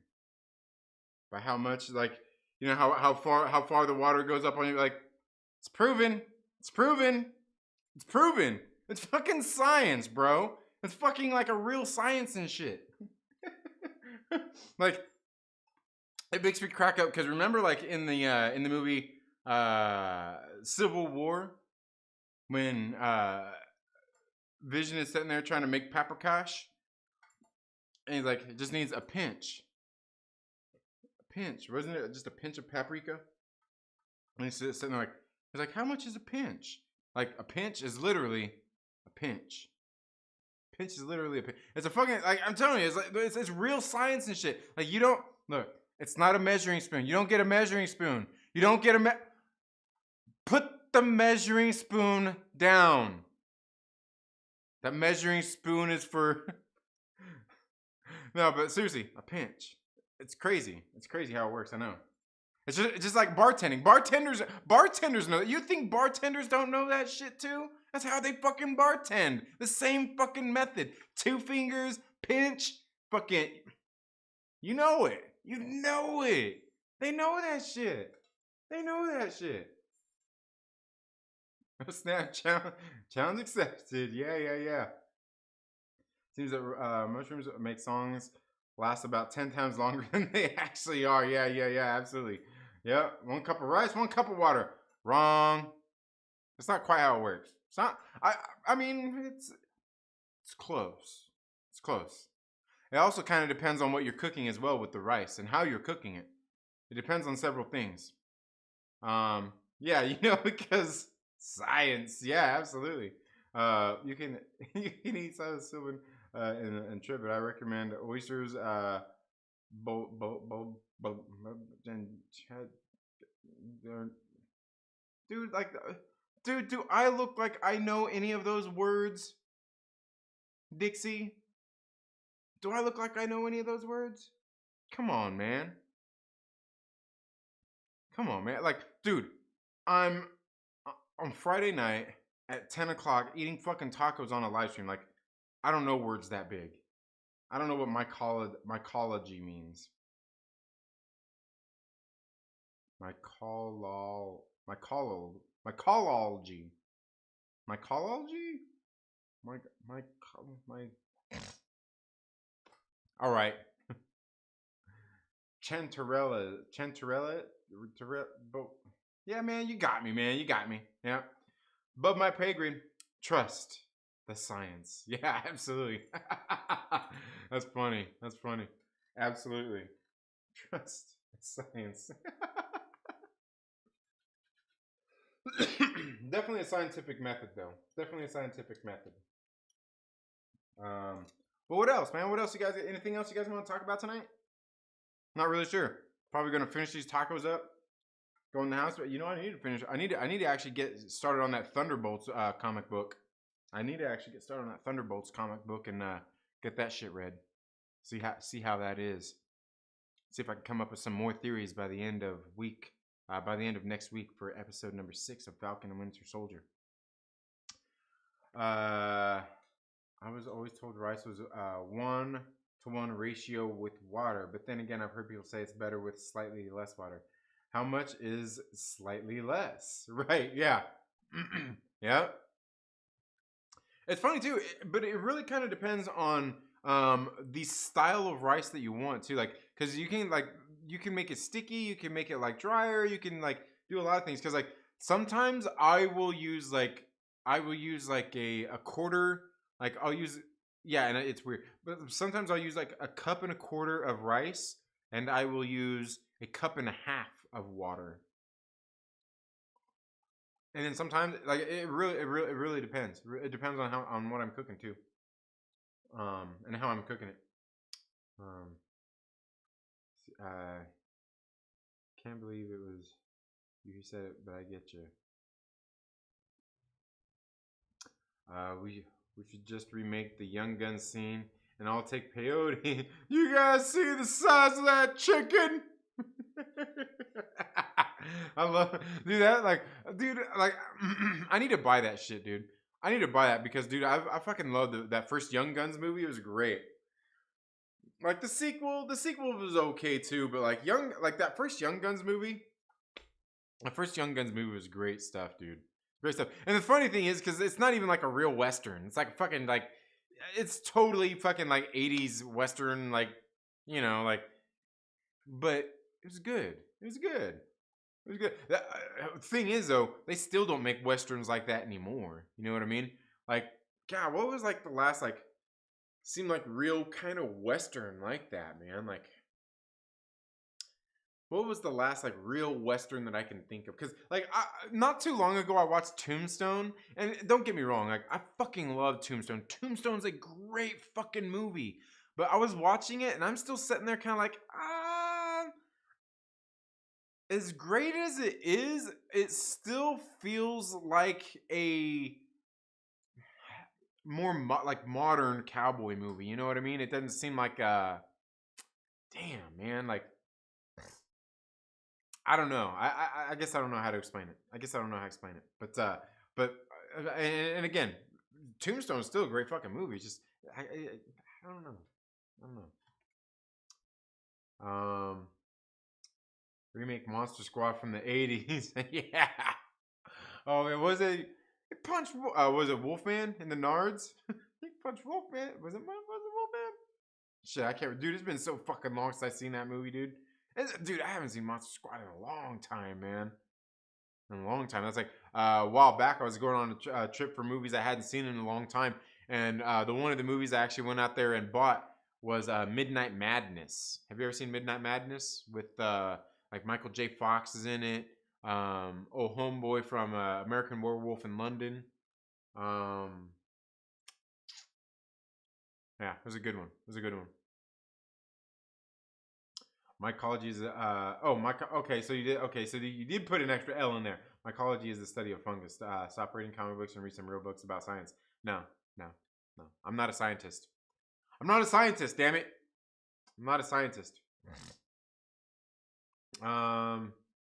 She's a flower, and I'm her butterfly.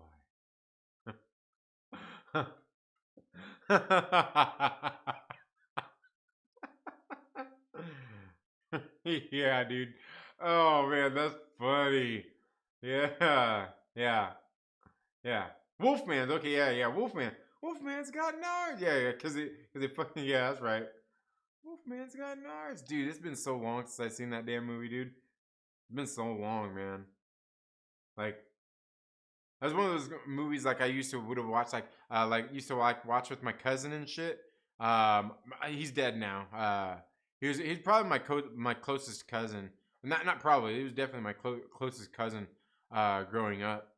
But yeah, he's died a while back, man. And but yeah, he was my closest cousin growing up, and that was the kind of shit we always watched, like movies and shit like that, just like all those experiences with shit like that. American Werewolf from London has the greatest werewolf transformation scene. Oh fuck yeah, it does. Absolutely it does. What was it, fucking John Landis? When did John Landis direct that? John Landis? Fucking great movie, dude. Like that was one of those movies. Like even when I was a kid, like it was like I loved that movie. Like it was like, oh dude, I'll never forget that movie. But like it scared the fuck out of me too. It was one of those movies that scared the shit out of me, man.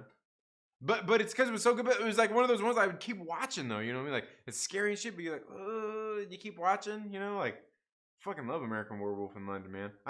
That's another one I need to buy. I need to actually buy so I own it. Because I do like that one too. It's a great fucking movie. And what about American Werewolf in Paris? What do you think about that one? Not as cool. It was a decent movie, but you just can't beat what they did in American Werewolf in London, man. 80s movie rock, by the way. John Walker giving off some Snake Plissken vibe. Dude, totally, bro. Totally Plissken vibes, dude. Like, dude, I'm telling you, there were so many scenes in this episode. Like, dude, I'm sitting there like, bro, that's fucking Kurt Russell, dude. That's fucking Kurt Russell all the way, dude. Like, especially that courtroom scene. That whole courtroom scene, I'm like, dude, that's fucking Kurt Russell, dude. Like, fucking great, dude. Like, Wyatt Russell, he kind of looks like one of these fucking little, he kind of looks like one of these hipsters, bro. He kind of looks like he's got his big beard and his pants are probably fucking like 6 sizes too tight, too small. Like they're probably all tight on his ankles and shit. And he probably rolls them up a little bit and he wears a fucking flannel and his stupid little glasses. He's probably got his stupid little curly mustache. He probably drinks fucking beer out of a little tiny little cup and fucking probably wears suspenders and shit and probably lives in Portland. But fuck, dude, like I'm telling you, dude, Wyatt Russell is motherfucking killing it, dude. Killing it. Absolutely, man. I'm glad you brought that up because like I was like, dude, like even in some of the shit like he was doing like his mannerisms and shit, dude. I'm like, dude, that's fucking Kurt Russell, bro. Yeah, absolutely, dude. So many times I was watching this episode, like, yeah. This episode, yeah, dude, yeah. John Walker, bro. John Walker. I'm all about it, dude. Like, John Walker, like, I'm liking his character, too. I mean, like, I'm not saying anything he did was good or anything, but, in that scene, too, when he was arguing, he wasn't wrong, dude. He wasn't wrong. Like, if you guys watched my video when I was talking about the other day, like I seriously thought John Walker was gonna get away with all that. Like he works for the government. He's a military man. Like he even said in there, that's what they paid him to do. That's what they trained him to do. What's the problem? What's the problem? I feel like it was just like in the movie, which it kind of resembled that too, like A Few Good Men. But I feel like the same thing, like it was there. Remember at the end of A Few Good Men, where the one soldier that was kind of not all there, he's a little slow, he's sitting there like, "What did we do wrong? What did we do wrong, Hal? Hal? Hal? What did we do wrong? What did we do wrong?" Like, I feel like fucking John Walker's like that, dude. He's like, dude, like, I didn't do nothing wrong, dude. Like, I only did what you trained me to do. Like, if you didn't want me to do that, why did you train me to do that? That's, you know? Yeah, man. Yeah.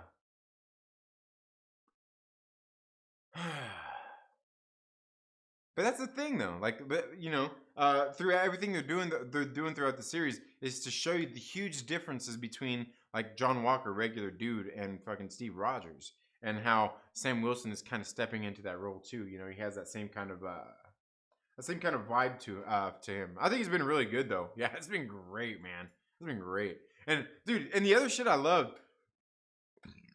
absolutely loved was like the Isaiah Bradley conversation too. But like Isaiah Bradley, that shit where he's like, them stars and stripes don't mean nothing to me.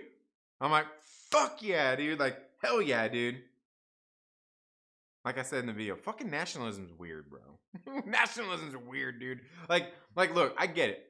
I get it. Like, people get all pissed off about the flag burning and the stomping on. Like, dude, look, I get you being pissed off about it. The flag means something. Like, it's your precious little flag. It's your precious little piece of cloth. But like,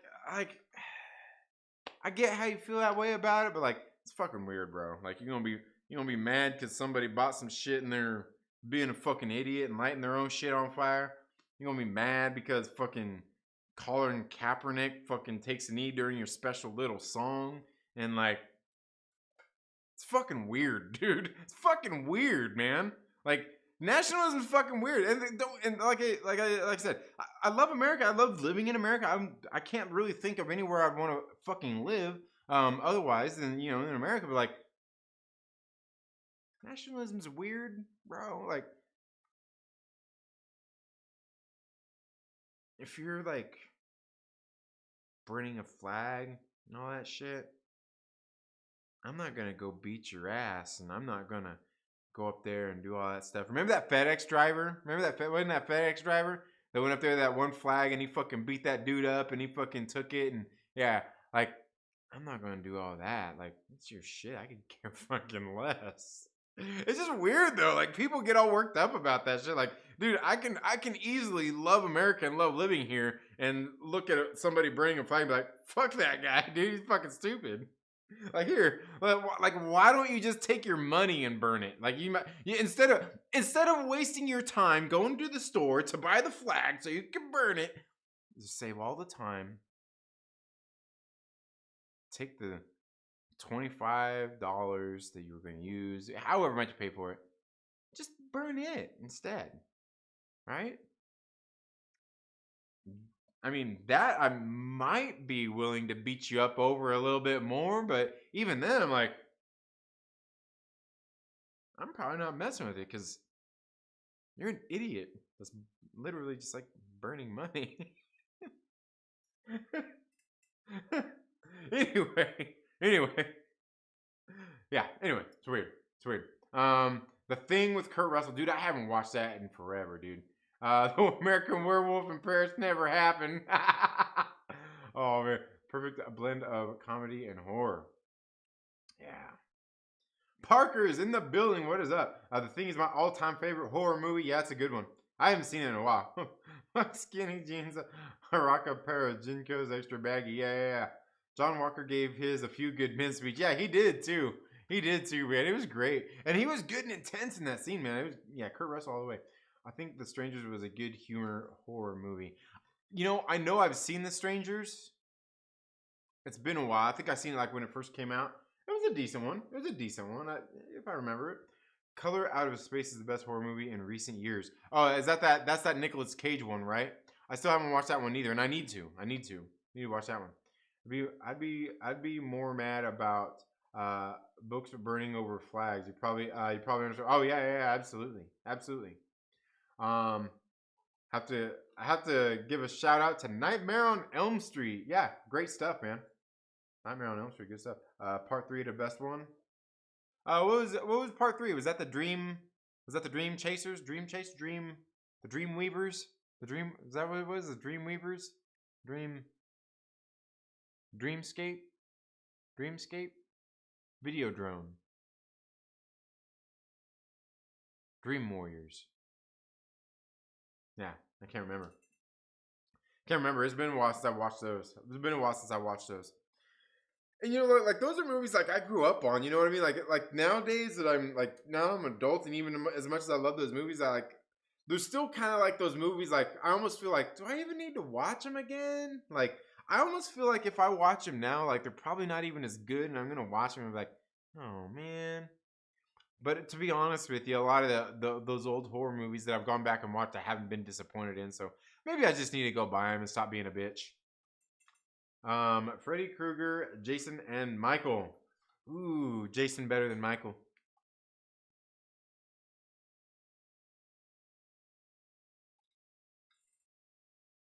Jason over Freddy. In the mental hospital. In the mental. Okay, Dream War. Yeah. Mm-hmm.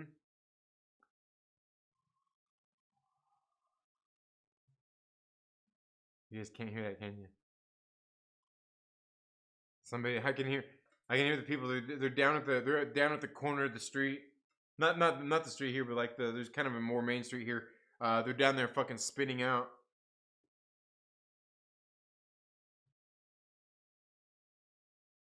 You can hear them revving up their car, their little rice burner, and spinning out. It's definitely a rice burner. It's not a muscle car. It sounds like it doesn't have that sound to it. Cheesy guilty pleasures. Yeah, absolutely. Well, I don't know. I mean, I'm not even really sure. I don't even think really that most of those movies are cheesy. I think it's just that they're like, I think it's just that you think about them and what we could do. I don't know. I mean, I guess there was like Freddy Krueger. There was some cheese to him a lot of times, and that's okay. That's all right. Who remembers Fangoria magazine?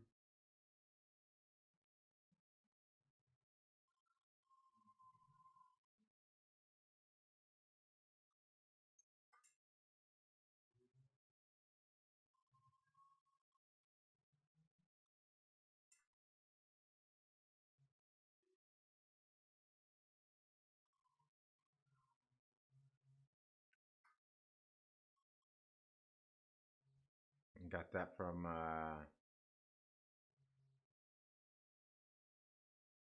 the people at Fangoria. Actually sent that to me. That poster right there. Got you some Pinhead on there, some Freddy, some Michael. They're all there. Yeah, man. Yep. Absolutely. Man, they're still going too, man. Like them motherfuckers must have some cash, man. They replace all them tires and shit. They're burning them up out there. I can hear it. First 3 Nightmare movies were pretty dead ass serious. Yeah, I mean, like I don't know. There's like again. I think here's the thing though is like I think a lot of those good horror movies they've got to have a certain element of cheesiness in them. And I think most great horror movies do have a certain level of cheesiness to them. Um, and that's a good thing. That's a good thing. I mean, so few movies that I see that are actual horror movies and good ones that don't really have a certain amount of cheesiness to them. A certain amount. It's not to say that the movie is cheesy, but like without some sort of cheesy or slapstick shit in there. You know what I mean? It's almost like a calling card of a good fucking horror movie, if you ask me. But you know, Total Clowns from Outer Space too. Yeah. That's one I haven't seen since I was a kid for sure. First 3 badass post. Yeah, it is pretty sick. Because I remember what's her name? Tara Ansley. Tara Ansley, she on Twitter, she posted like, hey, like anybody who wants, I've got some extra posters. Like, DM me your address and I'll fucking send you one. And I was like, all right, Tara. I fucking DM'd her and she sent that shit out. Like, she didn't respond or anything. She just sent the shit out. And I was like, fuck, maybe I gave my address to fucking somebody who's gonna send me a bunch of fucking spam mail and shit. But yeah, no, it ended up coming in. I was like, oh fucking A, man. And like you see that close. I'll get it. I'll see if I can get it. I'll get a closer picture of it and post it. But it's pretty nice. It's pretty good. And it's like it's fucking like the detail in it. The detail. It's like very highly detailed. The old school finger is the at the Safeway magazine stand. Probably. Loving the new setup, my man. Thank you. Yeah. Thank you. The Exorcist doesn't have a shred of cheese to it. Yeah, no, that's true. But like, I just feel like there's a lot of horror movies that do. And it's been a while, dude. It's been a while since I watched The Exorcist too. It's been a while, but yeah, I guess there's not anything I can really think of in that one that was really too cheesy. It seems like in most of them, there's something like some sort of cheesy or slapstick element in them. Even like a lot of times, it might be the way like a certain animatronic or something acts, or like certain camera movements or something. Like it's always a little bit of something, which like again, it's kind of the sign of a good comedies too. All just like subtle little things. I mean, yeah. Yeah, that's true. Brewed with the right amount of cheese makes it a great horror flick. Yeah. And and I think sometimes because what some of that does is, for me, I think it makes it like they're taking it serious, but they're not taking it too serious. And you can also tell like they were having fun on set while they were doing what they're doing as well. And I think that's where some of that kind of cheesiness comes in at, because like you see something like kind of cheesy, like oh, you kind of giggle, but like it's something that you remember, right? Like you remember that about it. And there's certainly been stuff that you can see that something that could be cheesy and horrific at the same time too. You know what I mean? I don't think cheesy necessarily means that it's going to be something that's going to have to make me laugh and chuckle like like it's funny. Like I mean, it could be something cheesy as like maybe the expression of horror on somebody's face as they were getting ready to get their fucking head lopped off. Where it looks cheesy, but like it's not cheesy. That's just fucking graphic, and just yeah, you get me. I mean, you guys fucking watch horror movies, you get it. I watch an old school horror movie every night in October. We start with The Exorcist on night 1. Nice. Okay. God dang, man. They're still going out. Like, I want to, like, you know what? I feel like getting my phone and putting it, like, hooking it up on, hooking that shit up here and getting on my bike and going over there and showing you guys what this asshole's doing.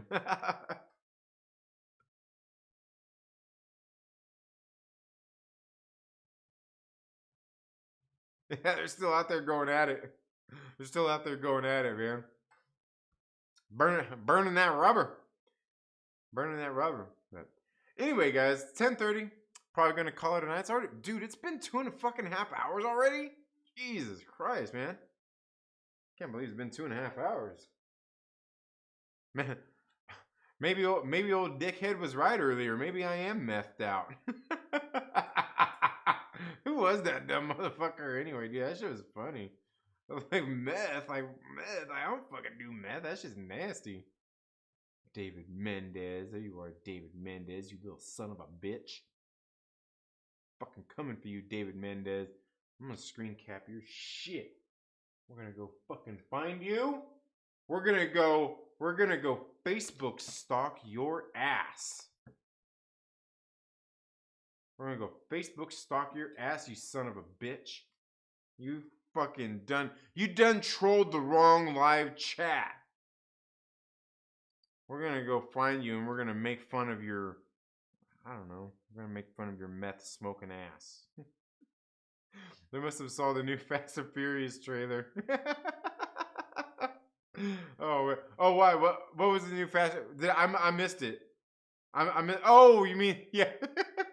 The people at the corner, yeah. They see they're sitting there like Fast and Furious, fucking let's go burn some rubber dudes. Oh, Paul Walker.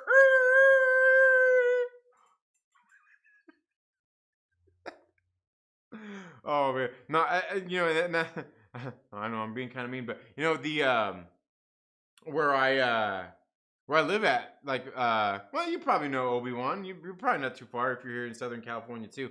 Paul Walker, because I live here in Lancaster. Paul Walker just died in Santa Clarita. It's like literally like where he died at. Like I fucking rode my bike rode my bike by there. Um, David is excited. Yeah, David Mendez saved my life once, fucker. Oh man. Oh, are you serious? Like, are you serious, RC Scott? Was David Mendez just a troll? Was David Mendez just fucking with me? Was that really your homie and shit? He said I was methed out.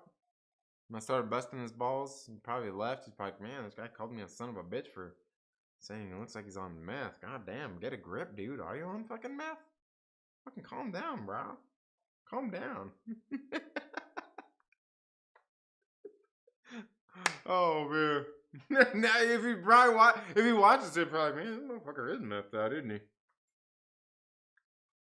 I'm gonna get you.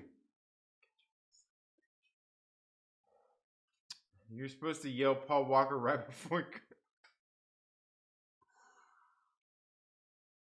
I'm not laughing. I'm not laughing at that. I'm not laughing at that. Hey, it's kind of late. It is, bro, Dolphin. What are you doing awake, bro? What are you doing awake, bro, Dolphin?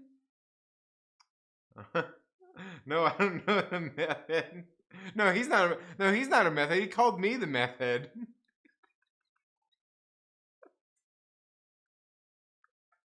That's just funny too. Like that's just funny, man. Like you know, people go into chats and say some dumb shit, and it's like you know, like they go into chats like calling people names, just saying stupid shit like that, try to get people triggered. Like really, like come on, bro, can't you come up with something better? Like I don't know, try your mama joke or something. Maybe that'd be a little bit better. Like that's just funny, but. Oh god, guys. All right. Anyway, guys. I'm gonna go now. I'm gonna go finish these tacos with my hot oil sauce, man. I'm telling you, look. The hot oil sauce is settled again. It's settled again. It's settled again, man. I'm telling you, this shit's fucking sludge, thicker than Leslie Jones. Thicker than Leslie Jones. Leslie Jones, Black Panther. That's who we need. Leslie Jones, Black Panther. That's what we need. Anyway, guys, yeah, he was projecting probably so. He's probably like, hey, man, you got some? You got some? But anyway, guys, you all have a very good day. Myrtle Maniacs, we'll probably do a stream this weekend. We need to get, it seems like it's been a while. And I need to actually fucking plan one in time so like you guys can show up for a Myrtle Maniacs stream. But yeah, we'll get together this weekend. I'm also going to try to get together with that writer on Sunday to pre-record an interview for that new book that he's got coming up as well. But anyway, that's all I've got for tonight. Thank you guys all so much for being here. You all have a good night, and we'll see you in the next video. Later. Nationalism's still weird.